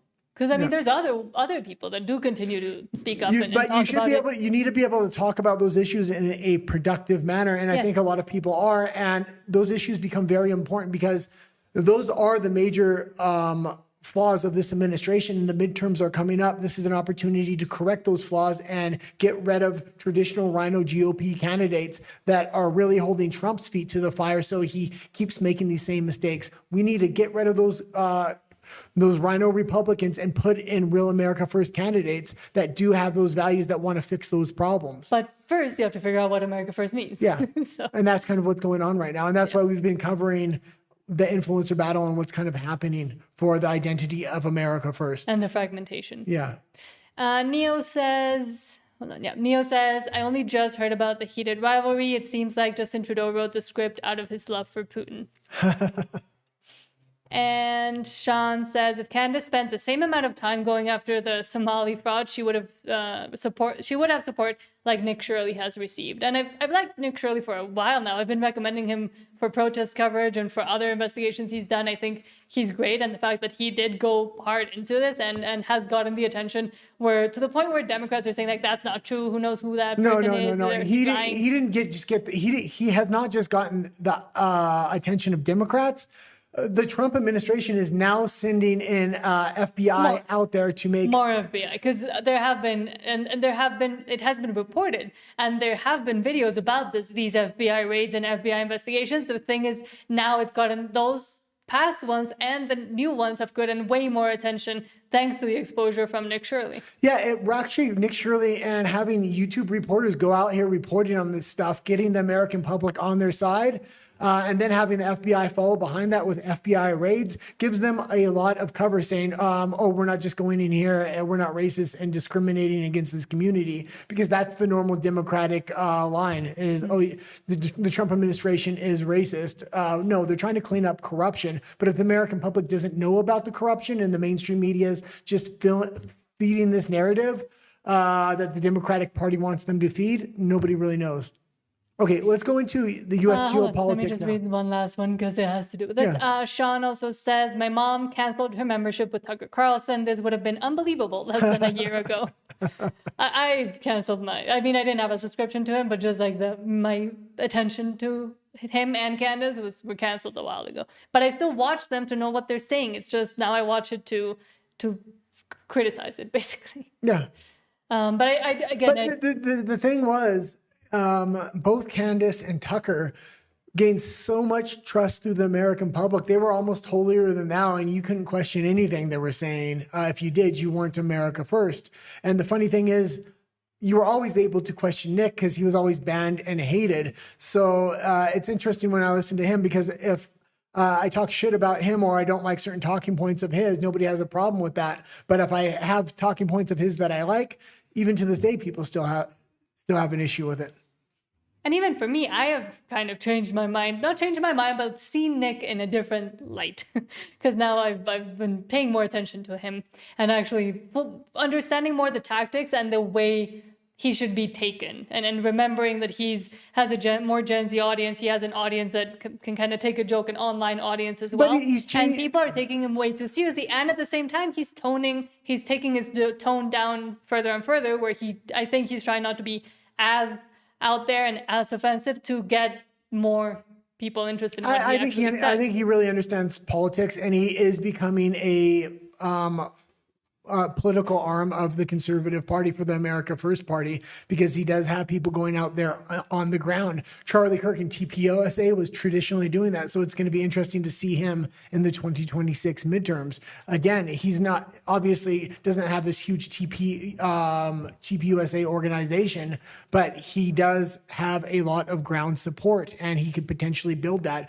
A matter of fact, other than TPUSA, he's the only person really trying to build an infrastructure like that. So it'd be interesting to have an organization with a powerful figure like Fuentes actually going after voters and seeing what happens. Mm-hmm. Okay, let's get into geopolitics, and let's start with the U.S. here.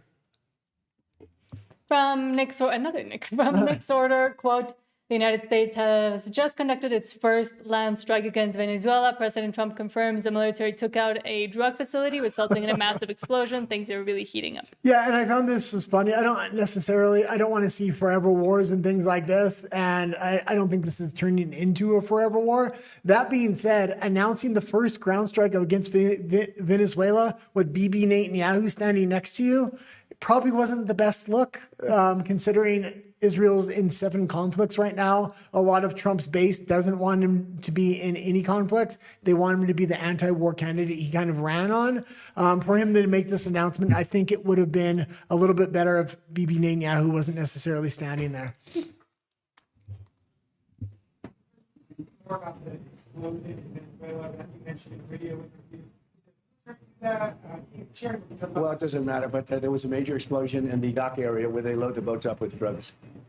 So we hit all the boats, and now we hit the area. It's the implementation area. That's where they implement, and that is no longer around. I don't want to comment. And it's also very interesting because I'll say this. Israel is in 7 conflicts right now, and they're constantly pressuring U.S. assistance for aircraft carriers to be in the region. The fact that Trump has so much of the Navy deployed off the coast of Venezuela, it puts a lot of regional pressure on Central and South America, but it also gives the excuse to Israel. Don't come calling for help right now. Keep it peaceful in your region because our military forces are deployed right now. We've already helped you in the past. So it allows him to give political negotiation without having to deploy the military to Israel. So maybe it's a strategy to put pressure on Central and South America, but also to kind of keep Israel relaxed in that bay.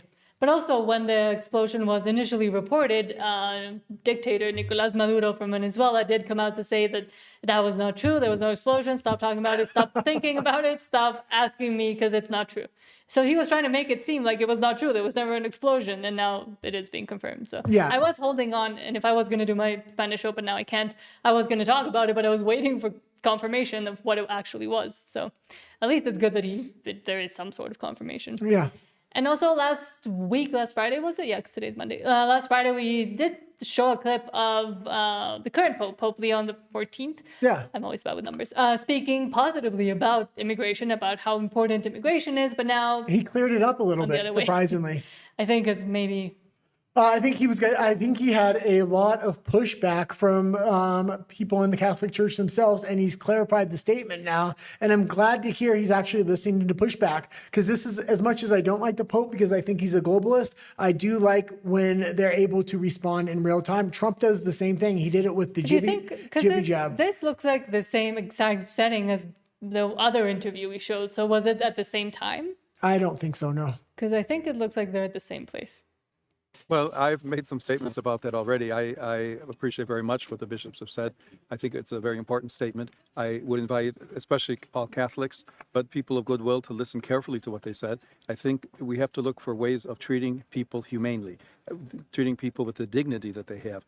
If people are in the United States illegally, there are ways to treat that. There are courts. There's a system of justice. I think there are a lot of problems in the system. No one has said that the United States should have open borders. I think every country has a right to determine who and how and when people enter. But when people are living good lives, and many of them for 10, 15, 20 years, to treat them in a way that is extremely disrespectful, to say the least, and there's been some violence, unfortunately, I think that the bishops have been very clear in what they said. And I think that I would just invite all people in the United States to listen to them. Okay, That's very similar to the other. It's similar, but he's definitely walked it back, and he said nobody's saying the United States should have open borders, and they have the right to self-determination. Those are huge statements, and you can still understand that he probably has a much different view, but publicly that's the statement he's giving out, and I'd like to hear things like that a lot more than the United States needs open borders. What Trump's doing is ridiculous, stuff like that. And quickly, I'll just read Sean, who says, the whole Democrat narrative is post-modernist critical race theory is finally being treated with the contempt it deserves. Mm-hmm. And again, I do think Nick Fuentes helped to open up that door to be able to do it and for people to be less scared, especially younger people, to kind of deprogram themselves from the same narrative. And Sean also says, got to run, guys. Have an awesome show. Thank you so much, Sean. And Happy New Year as well. Thank you for being here. Have a great start of your year as well. But now, same as in California, because we saw the mistake that it was to fire a lesbian firefighter and just hiring people because of their orientation. Yes, I hear you. Well, I need you to change it because I'm looking at, I don't know what camera to look at. Because of their orientation and their gender, now New York has the same opportunity to maybe burn in flames. Hopefully not, but still. From Eric Doherty, quote, Elon Musk warns people will die because Zohra Mamdani is just appointed New York City's first ever lesbian fire commissioner, despite a glaring lack of experience. Although she never served as a firefighter, she's confident that won't matter. Elon says the proven experience matters when lives are at stake. Yeah, and this is an issue because she's never been a firefighter. This is ridiculous. She's not qualified for this. This is a DEI hire. That's obvious. And the statements that came out when the California firefighters came through, and it was another lesbian police chief or fire chief that said, oh no, we're not responsible for carrying people out of the buildings if they're overweight. They should have never been overweight to begin with, is ridiculous. Well, they shouldn't have put themselves in the fire, is what she said in the first place. But that wasn't the chief. That was another lady. Lillian Bonsignor is a career first responder. In just 9 days, she'll be running the world's busiest fire department, one of the most important appointments of the incoming administration. And they deserve a leader who cares about their work because she did it herself, who understands every detail, and who will fight tirelessly to empower FDNY and make it the best firefighting force in the world. Lillian Bonsignor began her career as an EMT in 1991 and was ultimately promoted to chief of the city's EMS division, where she served for 3 years before retiring in 2022. Although she never served as a firefighter, she's confident that won't matter. I know the job. I know what the firefighters need, and I can translate that to this administration who's willing to listen. I know what EMS needs. I have been EMS for 30 plus years. Bonsignor is a trailblazer for the LGBTQ community, who will serve as the FDNY's first openly gay commissioner. She's a highly respected, detail-oriented manager whose style has been compared to NYPD Commissioner Jessica Tisch, who will remain in her post in the new administration.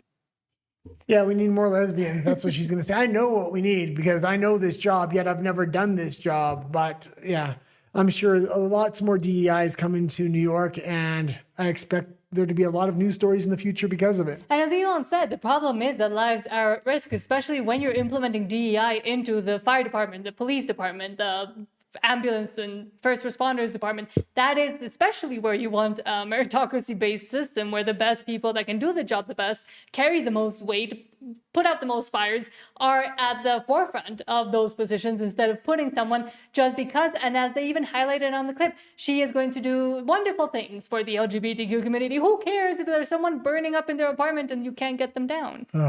Both because you're weak and fat. And because we do this show every day, I do remember a lot of these stories, and just the fact of what happened to the lesbian firefighter in Los Angeles and the public statements she was giving out were just, it was a public relations disaster.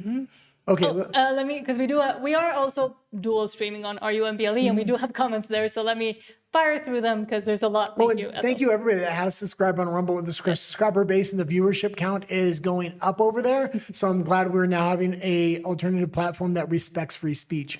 I'm going to kind of read them quickly. Okay. Ethel says, Nat was right about everything. Thank you. Not everything. He's right about everything. Ethel also says, these are all from Ethel. Normal corruption guy.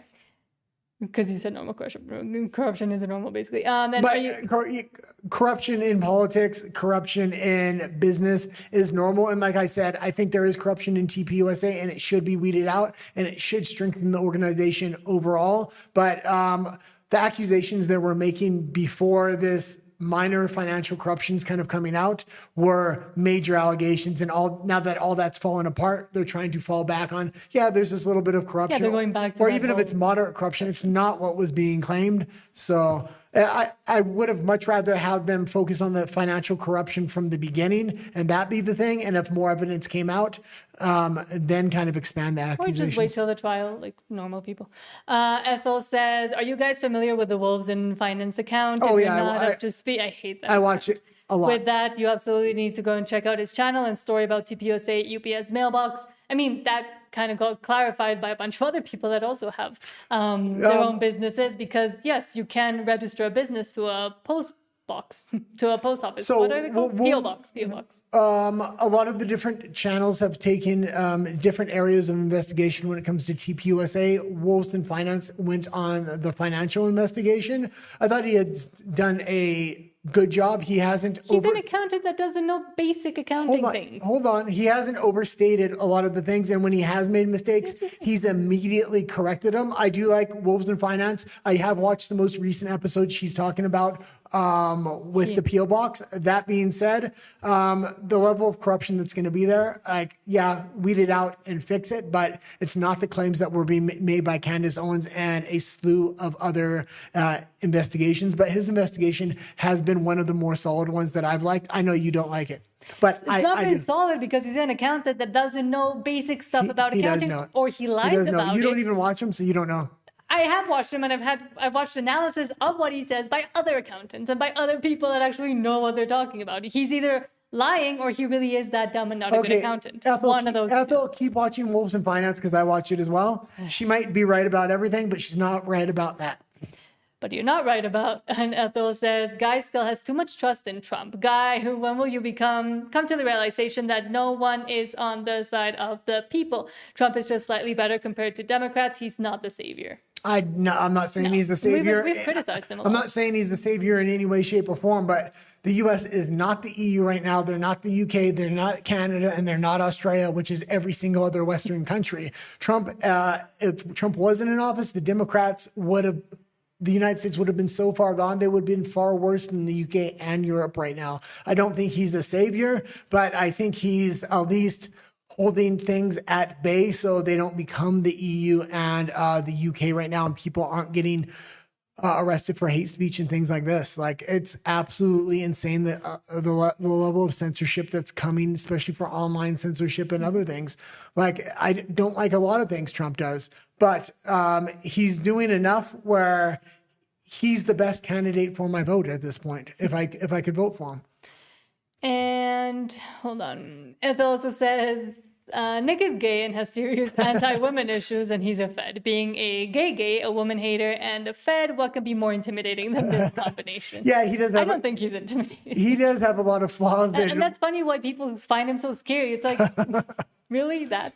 He does have a lot of flaws, but that's what's good. Tucker gained everybody's trust, and you weren't supposed to question anything he said. Now that's kind of fallen by the wayside. But with Nick, you've seen the worst of Nick. And so when he makes a good point, you can take that point, and you don't have to agree with everything he says. And, Ethel says, and I meant Nick Fuentes, not Nick Sortor. Nick Sortor is just a Republican talking head financed by Israel, but he does have, he's one of the fastest to post news stories or breaking news. Yeah, that's why we use them so much, because they are usually, rarely have they been wrong when I've double checked or fact checked after the fact. And then they actually sometimes have even more information than mainstream news. So that's why we use them. But yeah, Mario Newfall is the other guy. Yeah, and his YouTube station's pretty good as well. You used to not like him. Yeah, I used to. Every content creator that I now like a lot, I used to hate. Robert Barnes, Mario Newfall, Basecamp. I mean, I can go on and on. They earn my respect over time. So. And Ethel says, Nat, you need to watch the latest episode from Wolves in Finance to keep being right about everything, or Guy will take over the title. Yep. He won't take over the title. You'll see. I have a sense about these things.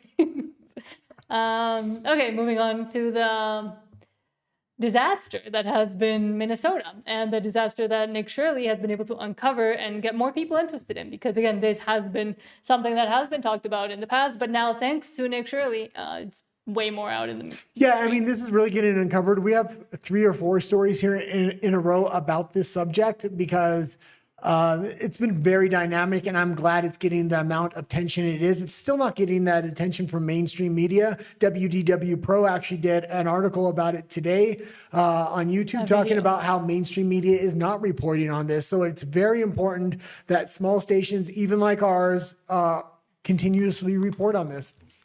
And report all the other aspects, because this is an international corruption ring, and we're going to get into the other countries and how they're connected with this.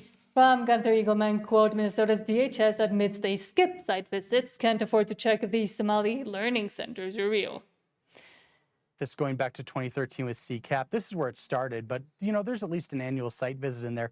In these 14 high-risk programs right now, Jason, site visits aren't even required in many cases. We actually had a recent jury conviction get overturned by a judge here in Minnesota, and in that case, a DHS investigator stated that, well, we couldn't go investigate it to find out that this business was just simply run out of a P.O. box and was legitimate. We can't afford to do that, but for some reason, we can now afford anywhere from $8 to $19 billion in fraud, but we can't afford to do site visits. And one of the funny videos you'll see out there recently is Nick Shirley coming to Minnesota, a learning center, except the problem in this case, and this is how you know these site visits aren't actually occurring, because on the side of the building it says Learning Center. They couldn't even spell Learning Center correctly, and that just goes to show how deep the fraud is and how people are unwilling to investigate it at all. It's absurd. This going back to 2013 with CCAP. Okay, yeah, and we showed that case where 12 juries convicted the individual of fraud, and then the judge just overturned it. And the jury said, it was an open and shut case. We literally just deliberated for a couple hours. It was very obvious. The corruption goes so deep, there's going to be juries judges, politicians at the state level, at the local level, and at the national level here, and at an international level. We're going to talk about, I believe it was Ireland as well as having a similar situation. And they're just, I think, cutting and pasting the corruption equation here. Mm-hmm. And again, that is also why we have talked a lot about and mentioned a lot what is happening with the small township races in the UK and the way that they have been able to consolidate power in these small, tiny, little traditional English towns and make it completely 100% almost Muslim rule and Sharia law, and trying to implement all of that, which is, once again, going completely against the local culture and what the citizens there want. And I just want to give one statistic here. The Somali population within Minnesota is 600,000. The population of Minnesota is 6 million. If you watch these politicians like Tim Walz, like the local mayor, and other politicians within that state, they're all Democrats and they only care about the Somali community. It's all about the Somali community when you watch them. Why? Because the corruption is connected. They're the ones running that corruption through the Somali community. Why do they pick the Somali community? Number one, a lot of them don't speak English. Number two, it's a close-knit community, so the word won't really get out. It's not like a normal community. And continuing down this train from Eric Doherty, quote, quote, political donations to a Somali candidate are being scrutinized because they came from childcare firms based in Minneapolis, Minnesota. The money sent to Ubag's Gardhiri. Okay, hold on. Yes. Hi, I'm Ubah Kadere. I'm a single Black immigrant mother and homeowner in the unincorporated area of Renton, and I'm running for King County Council in District 9. I came to King County 25 years ago as a 15-year-old refugee. My values are shaped by my lived experiences, my policy chops, and my organizing background. For decades, we have seen our Black, Indigenous, people of color communities and working class communities facing systemic and structural racism. These problems peaked last year with COVID and a renewed reckoning of systemic racial injustices. Today, we need bold vision rooted in community to reimagine how King County functions. I bring forth decades-long experience building policy to tackle systemic issues in our region. I have consistently delivered wins on housing, better wages, and community economic development. I have managed millions of dollars to build infrastructure for community-based groups. I successfully introduced bills in Congress, and as your council member, I will rebuild from our economic, housing, climate, and health crisis by increasing infrastructure access, transforming our criminal legal system. You actually do need to read the thing because yeah. She's wearing a Gucci scarf. And the problem is this corruption, a lot of this money is getting funneled back to Somalia itself, which GDP is going up, and they can't account for a lot of that money, but it's also going into other states like Seattle to fund politicians like this. Mm-hmm. Why don't you read? Yes, I'm going. Hold on. Now I have to make it smaller. The money went to Ubag's Gardhiri, or whatever she said, a single Black immigrant from Somalia in her Washington elections. I wouldn't be surprised if these fraudsters funnel the money to their preferred Somali political candidates all across America, courtesy of the taxpayer. Need mass raids of these childcare, daycare, and healthcare buildings in Minnesota now. Fraud is very easy to spot. Nick Shirley showed. And this is massive fraud. And since Trump kind of cleared out USAID, that's how a lot of this money was getting out. But now they're going after other little corruption scandals that aren't really so little. So the tighter and tighter the money gets, the better it's going to be overall for these local races, national races, and yeah. Okay, let's go into the next story here. Yes, and Tim Walz continues to apparently double down on all of his ridiculousness and his support for the Somali community. From Eric Doherty, quote, in exactly 3 days, Minnesota Somalis will get 20 paid weeks off of work for so-called family bonding, thanks to Tim Walz. The program has virtually no oversight or verification to prove you need it. 20 weeks? That is almost, we're approaching half a year here. And is this annually this is happening? Like, absolutely insane. Tim Walz has, your fantastic governor out there, the retard. We'll get into all the people driving by his house later. But right now, a little bit ago, it wasn't just announced, but this was recently announced, and it goes into effect in 3 days, that taxpayers, as if they don't give enough money to the Somalis in Minnesota at this point, will now be funding family and medical leave to give Somalis and other illegals up to 20 paid weeks off per year to bond with their child. Clip number 9, guys. insurance program for you that allows you, again, to take care of what you need to take care of without being forced to choose between your family, your bonding with your child, your own health, and your economic well-being. Because in Minnesota, you can do both, and we've proved that time and time again. In Minnesota, you can do both. I mean, I guess on the plus side here, these Somalis don't work anyway, so I guess they don't need 20 paid weeks off per year. They get 52 paid weeks off per year. I have really bad news for you, Nick. Oh, no. A state legislator, a former state legislator, had voiced to me that based on the way the law is written, you might not actually need a job to qualify for the program. You gotta be I know that sounds crazy. I can't tell you And the pause it exact for a details moment. of that. And if anybody thinks this is for newborns only, no, this is an annual 20 weeks you're getting paid to spend with your family and your children. This is just almost an outright scam. You don't even have to have a job. You don't even have to pay taxes, and the state is going to pay you for 20 paid weeks. But this lawmaker who has been in there for well over a decade, who is now out at this point, but I'm going to actually go over with him a little bit more detail and him describe it to me. But he says the way the law is written, there is a workaround where you can collect this benefit without actually having a job. I'm sorry, I shouldn't be shocked by this. Okay, I you can I leave it should there. not be surprised. None of us should be surprised, but also let's remember Melissa Hortman, that legislator that was assassinated, and that the Democrats were making a big deal about it being from the Republican side, etc. Then it came out that the guy literally said that he worked for Tim Walz. His wife or ex-wife was also in Tim Walz's cabinet, and a bunch of other things. And why was she, or what had she just done before she got assassinated? She was the only Democrat to go against the bill that would increase benefits in insurance terms and with Medicaid, Medicare, etc. for illegal migrants. And then she was assassinated. So let's not, with all these stories and everything that's happening in Minnesota and the Democrats, when Charlie Kirk was assassinated, begging and pleading everybody to remember Melissa Hortman. Well, let's remember her and remember what she was fighting against, which is this, which And is now being it's uncovered. obvious. I mean, there's billions of dollars in corruption in the Somali community coming out of Minnesota, and this politician had somebody try to take her life, or did take her life, and they wanted to blame it on Republicans. You just connect the dots here. It was most likely somebody in the Somali community that she wanted to weed out this corruption from, especially when you're talking about billions of dollars. Well, the guy was like a crazy psychopath, lunatic guy, but he was easily maneuverable. But she was, I mean, if you see the press conference she gave right after, she was in tears. She was crying right after she voted no on that decision, because she seemed clearly scared. And now we're seeing why, or we're at least putting more puzzle pieces on as to the why she was so upset and why she was assassinated. This is not AI. I'm just going to, I checked this. This was shocking to me. And I think it's shocking now because of what's going on with the Somali community in Minnesota. But at that time, he wasn't thinking there was going to be any kind of backlash. And the fact that that program where people are going to get paid for 20 weeks in Minnesota, the only reason that story is coming out is because people are focused on Minnesota right now. Otherwise, that would have gone completely under the radar. From Steve Austin, quote, "Never understood how this was allowed to happen. Walz literally took a historic state flag and replaced it with a virtue signal honoring Somalia.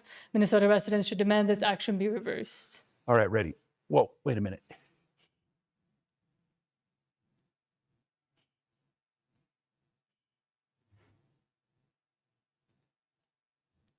And that is the Somali flag, if you don't know. There, that's better. All right, ready. Whoa. How much is he getting? I mean, how much is he getting paid? That was all set up. He had the Somali flag right off the set. That was obviously done for social media, and this is why people like Nick Fuentes are going so hard at identitarian politics. When you have communities that are not loyal to the United States but loyal to another country, and when you can't speak up against them. Yeah, I mean, this is okay. We can continue to go on. I mean, finish. No, that was it. Okay, because I don't know what I'm still thinking what to say about this. You introduce it. Go to the next story. Okay. I was trying to think of something witty to say. How am I going to know what the next story is until you bring it up? Because you have it there. From the Golden Age Times, quote, Kathy Hochul refuses to extend Trump's no tax on tips to state taxes, infuriating New York service workers who voted for Trump because of this iconic legislation, saying it's disgraceful. Democrats are always there to screw the working class over while acting like they care about affordability. The Democrat working class is finally waking up. A few of them that are left. It just took their own politicians to take away their benefits. It's disgraceful. People live off of tips. So for her to do that is just, it's disheartening. It's upsetting. I'm Zoe. I work at the Embassy Diner for 2 years. It's very disappointing. I was looking forward to that when the president was running, so it's a little disappointing. It's all my livelihood. Really, we live off of tips. So getting taxed on them and losing money is definitely a big hit, and it makes living a little bit more difficult. And now knowing that it can't happen in New York is a little frustrating. Frustrated? It's like losing money. So it's hard, especially when everything's so expensive in life right now. And, you know, that's my livelihood. That's how I eat. That's how I feed myself and my family. So maybe a couple hundred, close, you know, to like 1,000 possibly, depending on the hours put in also. My mother's been a waitress for 30-something years, and she took care of 5 kids waitressing. So now knowing, you know, if we were to go back and we were younger again and she was leaving the taxes on tips, it would have really affected mine and my siblings' lives growing up.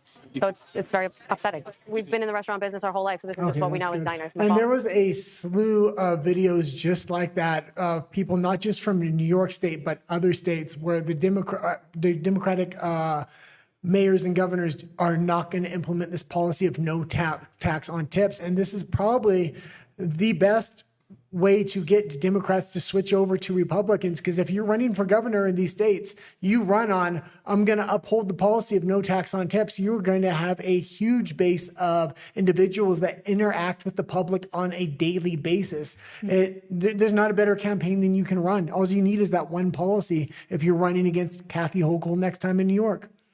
And Ethel says, it would have been even more hilarious if the Learning Center was spelled the Lying Center. Or the Lying Center. The Lying in Minnesota. Sad. Okay, why don't we go to Canada now? We're kind of running out of time. We'll go for another half an hour, but I want to get to the other regions because there's. I have to find Canada. Hold on. Here. Okay, we're gonna switch regions to Canada, then we'll go to Australia, Europe, and then we're maybe head over to RUMBLE. So we're gonna have little flags popping up eventually. Stop talking about Canada. your flags. Canada. From CBC Watcher, quote, a recent study shows Canada's youngest adults are now the most likely to embrace religion. They've noticed people who have left their religion coming back and bringing others with them. And this is a trend we're seeing a bunch of places. This is the trend we're seeing in a lot of Western countries right now, and it's good to see. The problem is we used to live in Canada, and they're, on this particular clip, they're going to show a downtown church. Most of the downtown churches, the independent churches, have been weeded out. These are LGBTQ churches. They've been captured. A lot of them are ideologically captured churches. They only retain their tax, the tax-exempt status. Their tax-exempt status because they uphold a government line. They're not allowed to speak against abortion and they other can't things. be pro-life in a church. Otherwise, they'll get taxed. And religious leaders in Canada say they're actually seeing a surge in interest from young faithful. And there are stats to back that up, too. A recent study shows Canada's youngest adults are now the most likely to embrace religion. CBC's Michelle Song is taking a look at what's motivating the move for Gen Z. 22-year-old Storm Laro started attending this downtown Toronto church less than 2 years ago, a personal decision that fits into a Canada-wide picture of religion. Especially a lot of young people that just walk into the church for the first time, they don't realize they have to be aware of the message they are being given, because a lot of these churches in Canada have been captured. Other Western countries around the world, independent churches are what I like to see, because especially in the United States, they still preach the real message of God and not politics. Not all of them, not all of them. And we are seeing, again, this push for the Gen Zs and the young people to go to church. Charlie was doing a big thing with that and telling everybody, go to church, find faith, find Jesus, etc.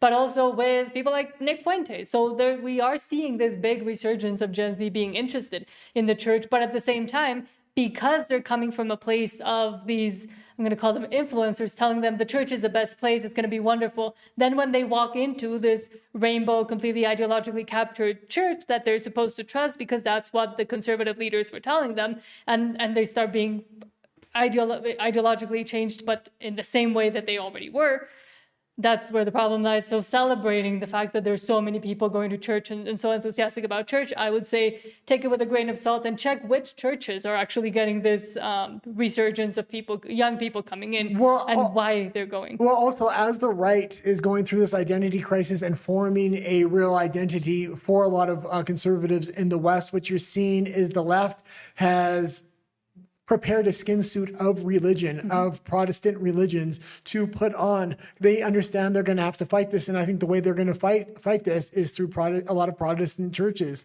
And we've been talking about this for months now. Just younger Canadians. He says he's found fulfillment. For me, it was like searching for things like love, things like identity, purpose, stuff like that I couldn't really find elsewhere, whether it was through sports or grades or relationships. Laro is part of Gen Z, those born between 1997 and 2012, now in their teens and 20s. I think many young people are starting to realize that they don't know what happens, say, after they die. They don't know what their purpose is. So that curiosity leads them to especially ask questions of Christianity and other religion as well. The leaders at his church say more young people are coming to their services in the last couple of years. I would say it's a spiritual hunger.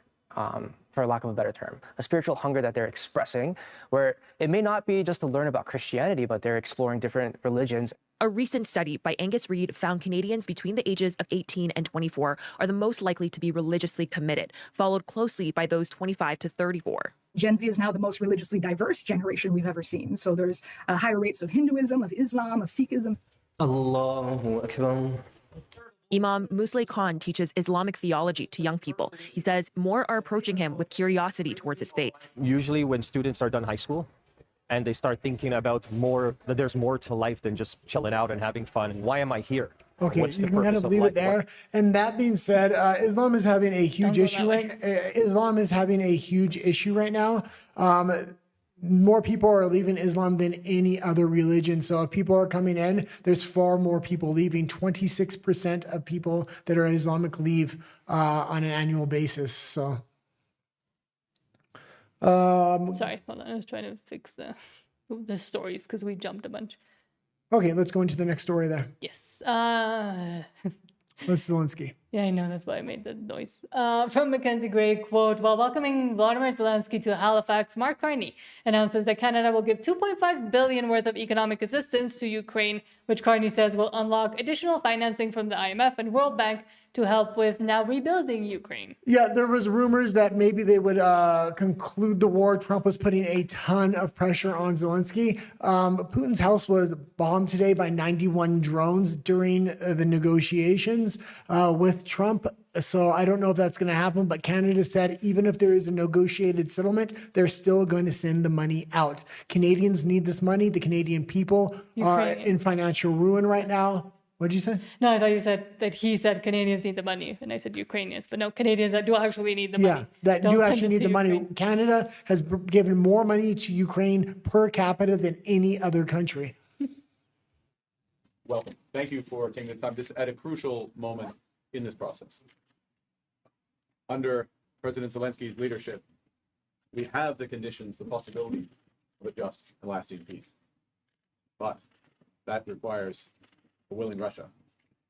And the barbarism that we saw overnight, the attack on Kyiv, shows just how important it is that we stand with Ukraine during this difficult time, and that we create the conditions for this just and lasting peace and a true reconstruction. And I want to underscore something that has happened in recent weeks, is that the development of that possibility under your leadership, and also the prospect of true prosperity for the Ukrainian people. I'll just finish with one point on Canada. We provided military assistance, further military assistance. We're announcing today further economic assistance for Ukraine, $2.5 billion worth of economic assistance that helps unlock financing from the IMF, from the World Bank, from the European Bank for Reconstruction and Development. Begin this process. Okay, that's good. They need to start redeveloping Canada. Yeah, reconstruct Canada. Canada is in a situation where they have the largest border with Russia. People don't understand. They border Russia, and I'm talking about the entire northern border of Canada borders Russia. And they want to get involved in this conflict. Just stay out of the conflict. And They think because they have the U.S. to their south that the U.S. is going to protect them no matter what, even though at this point that relationship is going sideways. And at the same time, oh yeah, we're rebuilding, we're reconstructing Ukraine, we'll help, economic assistance, $2.5 billion. If you go to Vancouver, that looks like a war zone if you go downtown. The homelessness crisis, the lack of infrastructure, the fact that everything's falling apart. Some parts are even worse, I'd say, than the worst parts in Mexico City here. So the reason so much, what? I hear a weird That's this dog snoring. The reason there's been so much pressure put on Zelensky and they can potentially negotiate a settlement is there's been two major corruption scandals that has come out on him. One for over $100 million, and it's estimated that over $100 billion has been stolen in total from different payouts that have gone on that never made it to the battlefield. I mean, this is the EU cashing in right now, taking the silverware before the ship sinks. And some of it, of course, the money going to, for example, Ukraine is to launder it, to wash it, and to stack it somewhere like they did with the Bidens. But it also, we have seen, and we've continued to talk, and that's also why I criticize China so much, a lot of CCP involvement within Canadian politics. We even saw that they had their own police force in Canada for a while. Now, once again, it's coming up from Chris Erickson, quote, "A final reminder for 2025 that a former CSIS, which is like the FBI, the CIA, it's like the CIA in Canada, officer stated that they can prove that every federal government from Mr. Mulroney to Mr. Trudeau have been compromised by agents of the CCP, Canadian, Chinese Communist Party, the great pretenders in our parliament." I want to be very clear. We can prove that every federal government from Mr. Mulroney to Mr. Trudeau have been compromised by agents of the Communist China. Every government were informed at one point or another. Every government choose to ignore CISA's warning either by negligence, self-interest, or partisanship. Every government were infiltrated by agents of influence acting on behalf of the Chinese government, and we knew who they were. I want to be very clear. Okay. I think you put it very well there. Everybody has known that Canada is compromised by the Chinese. They want to build relationships with the Chinese and Europe when their biggest trading partner is right to the south. Okay, let's go to Australia now, just so we can kind of get through the regions here. Okay, hold on. And I'll switch to you for a minute. Okay. Now I don't know what to say. Oh, I'll read comments. From Neo says, well, it's just a clear representation of how rotten the Democratic Party is. I'm seriously shocked that he was running with Kamala as a future to be vice president. And that's even more shameful, in my opinion, now to think back to the fact that, number one, how the Democrats were defending him and how much they were defending him. But number two, just his whole trajectory and how shameful it is. And now how it's all being exposed and some Democrats continue to try and lie about him and to protect him. Ethel says, Canada is always fun to hear about, is the most clown place in close proximity to the U.S. And Mexico is, on the southern border of the U.S., and it's also kind of a clown show. So Ethel says, CBC is the chief clown channel in Canada. Canadians are gladly paying for propaganda, and their money goes directly to the CBC.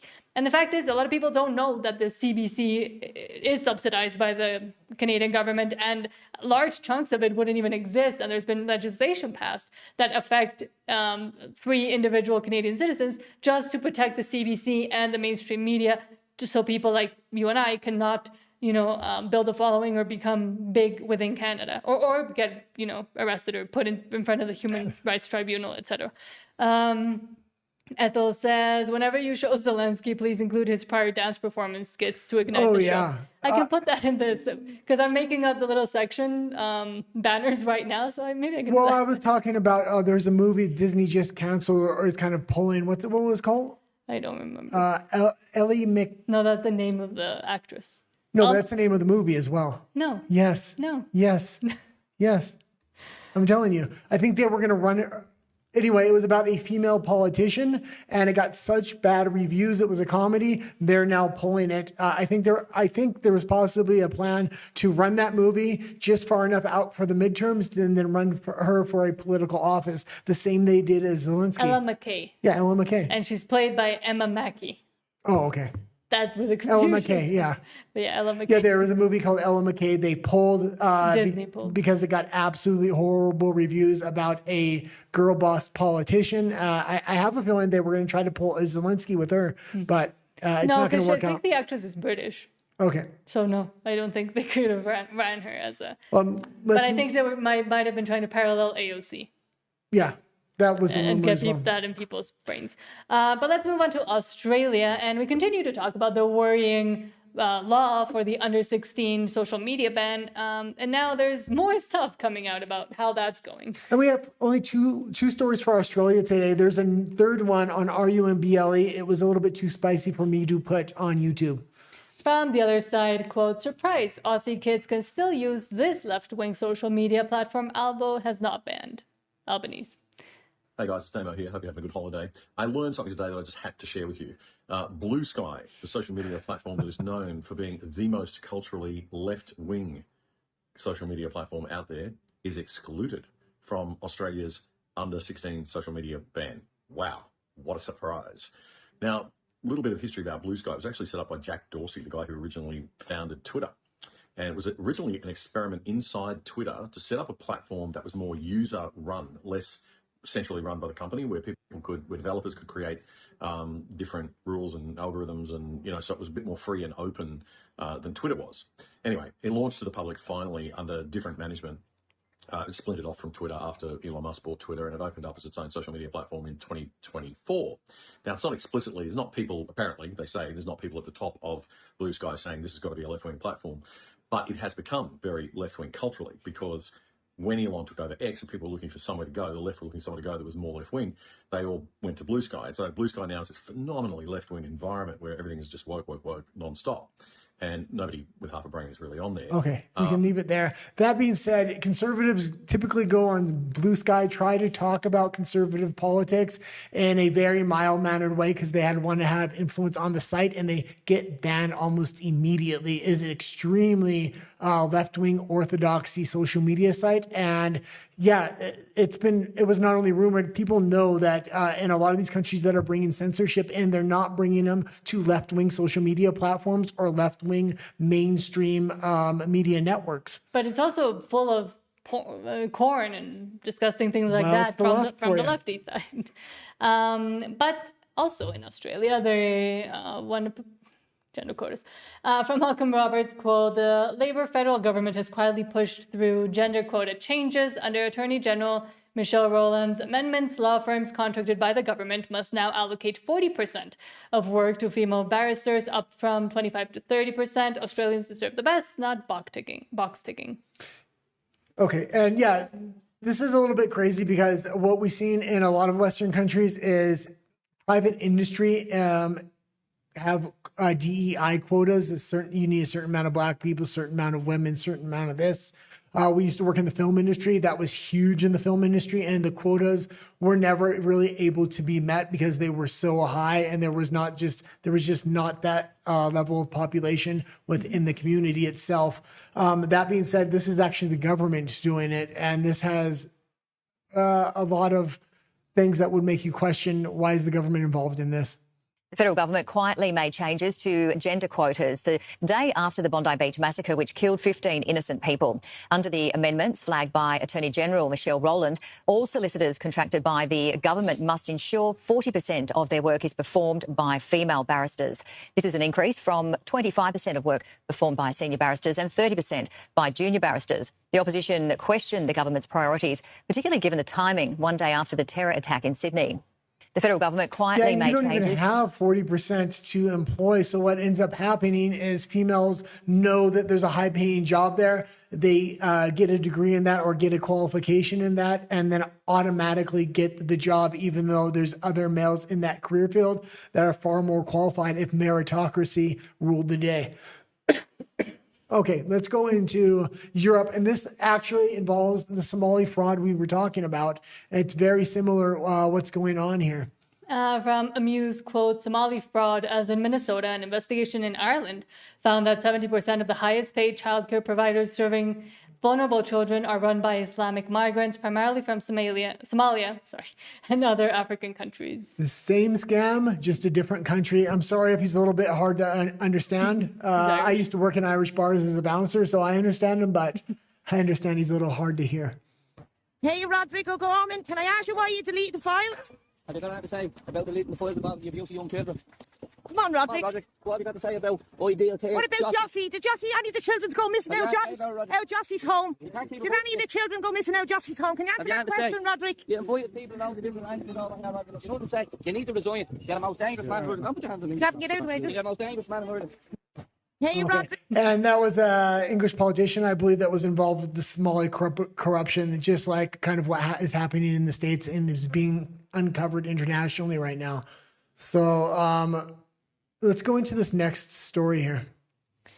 From Concerned Citizen, quote, British business entrepreneur John Mappin went to buy a new car, but he was told, no, you're not allowed to buy it because we haven't sold enough electric vehicles, all because of the EU, in which the UK voted to leave in 2016. Yeah, similar policy in Canada, and we've talked about this many times. In Canada, all Western countries except for Trump in the United States, and there might be a few others here or there, have similar policies. In Canada, if they don't sell enough, once they sell a certain number of gas vehicles, I believe it's 10,000 or 20,000, then there's a $20,000 tax if you want to buy a gas vehicle.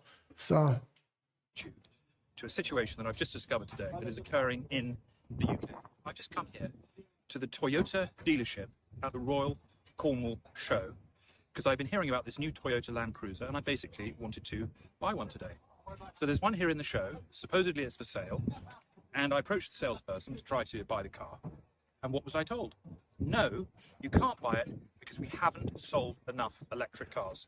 And in fact, I've got to wait several months before I'm able to buy a Toyota Land Cruiser from the dealership here in Cornwall. And the reason for that is because the European Union has given this country a quota that forbids them from Toyota selling this car to me. So still, to this day, we are still ruled by the European Union. Absolutely crazy. And we did show that guy that was running against Vivek Ramaswamy earlier. He designed a car 10 years ago with a stock engine, made a few minor adjustments, saying he didn't invent anything new. He made some minor adjustments that anybody can do. He got 105 miles per gallon, and it went from 0 to 60 in under 5 seconds, outperforming any electric car.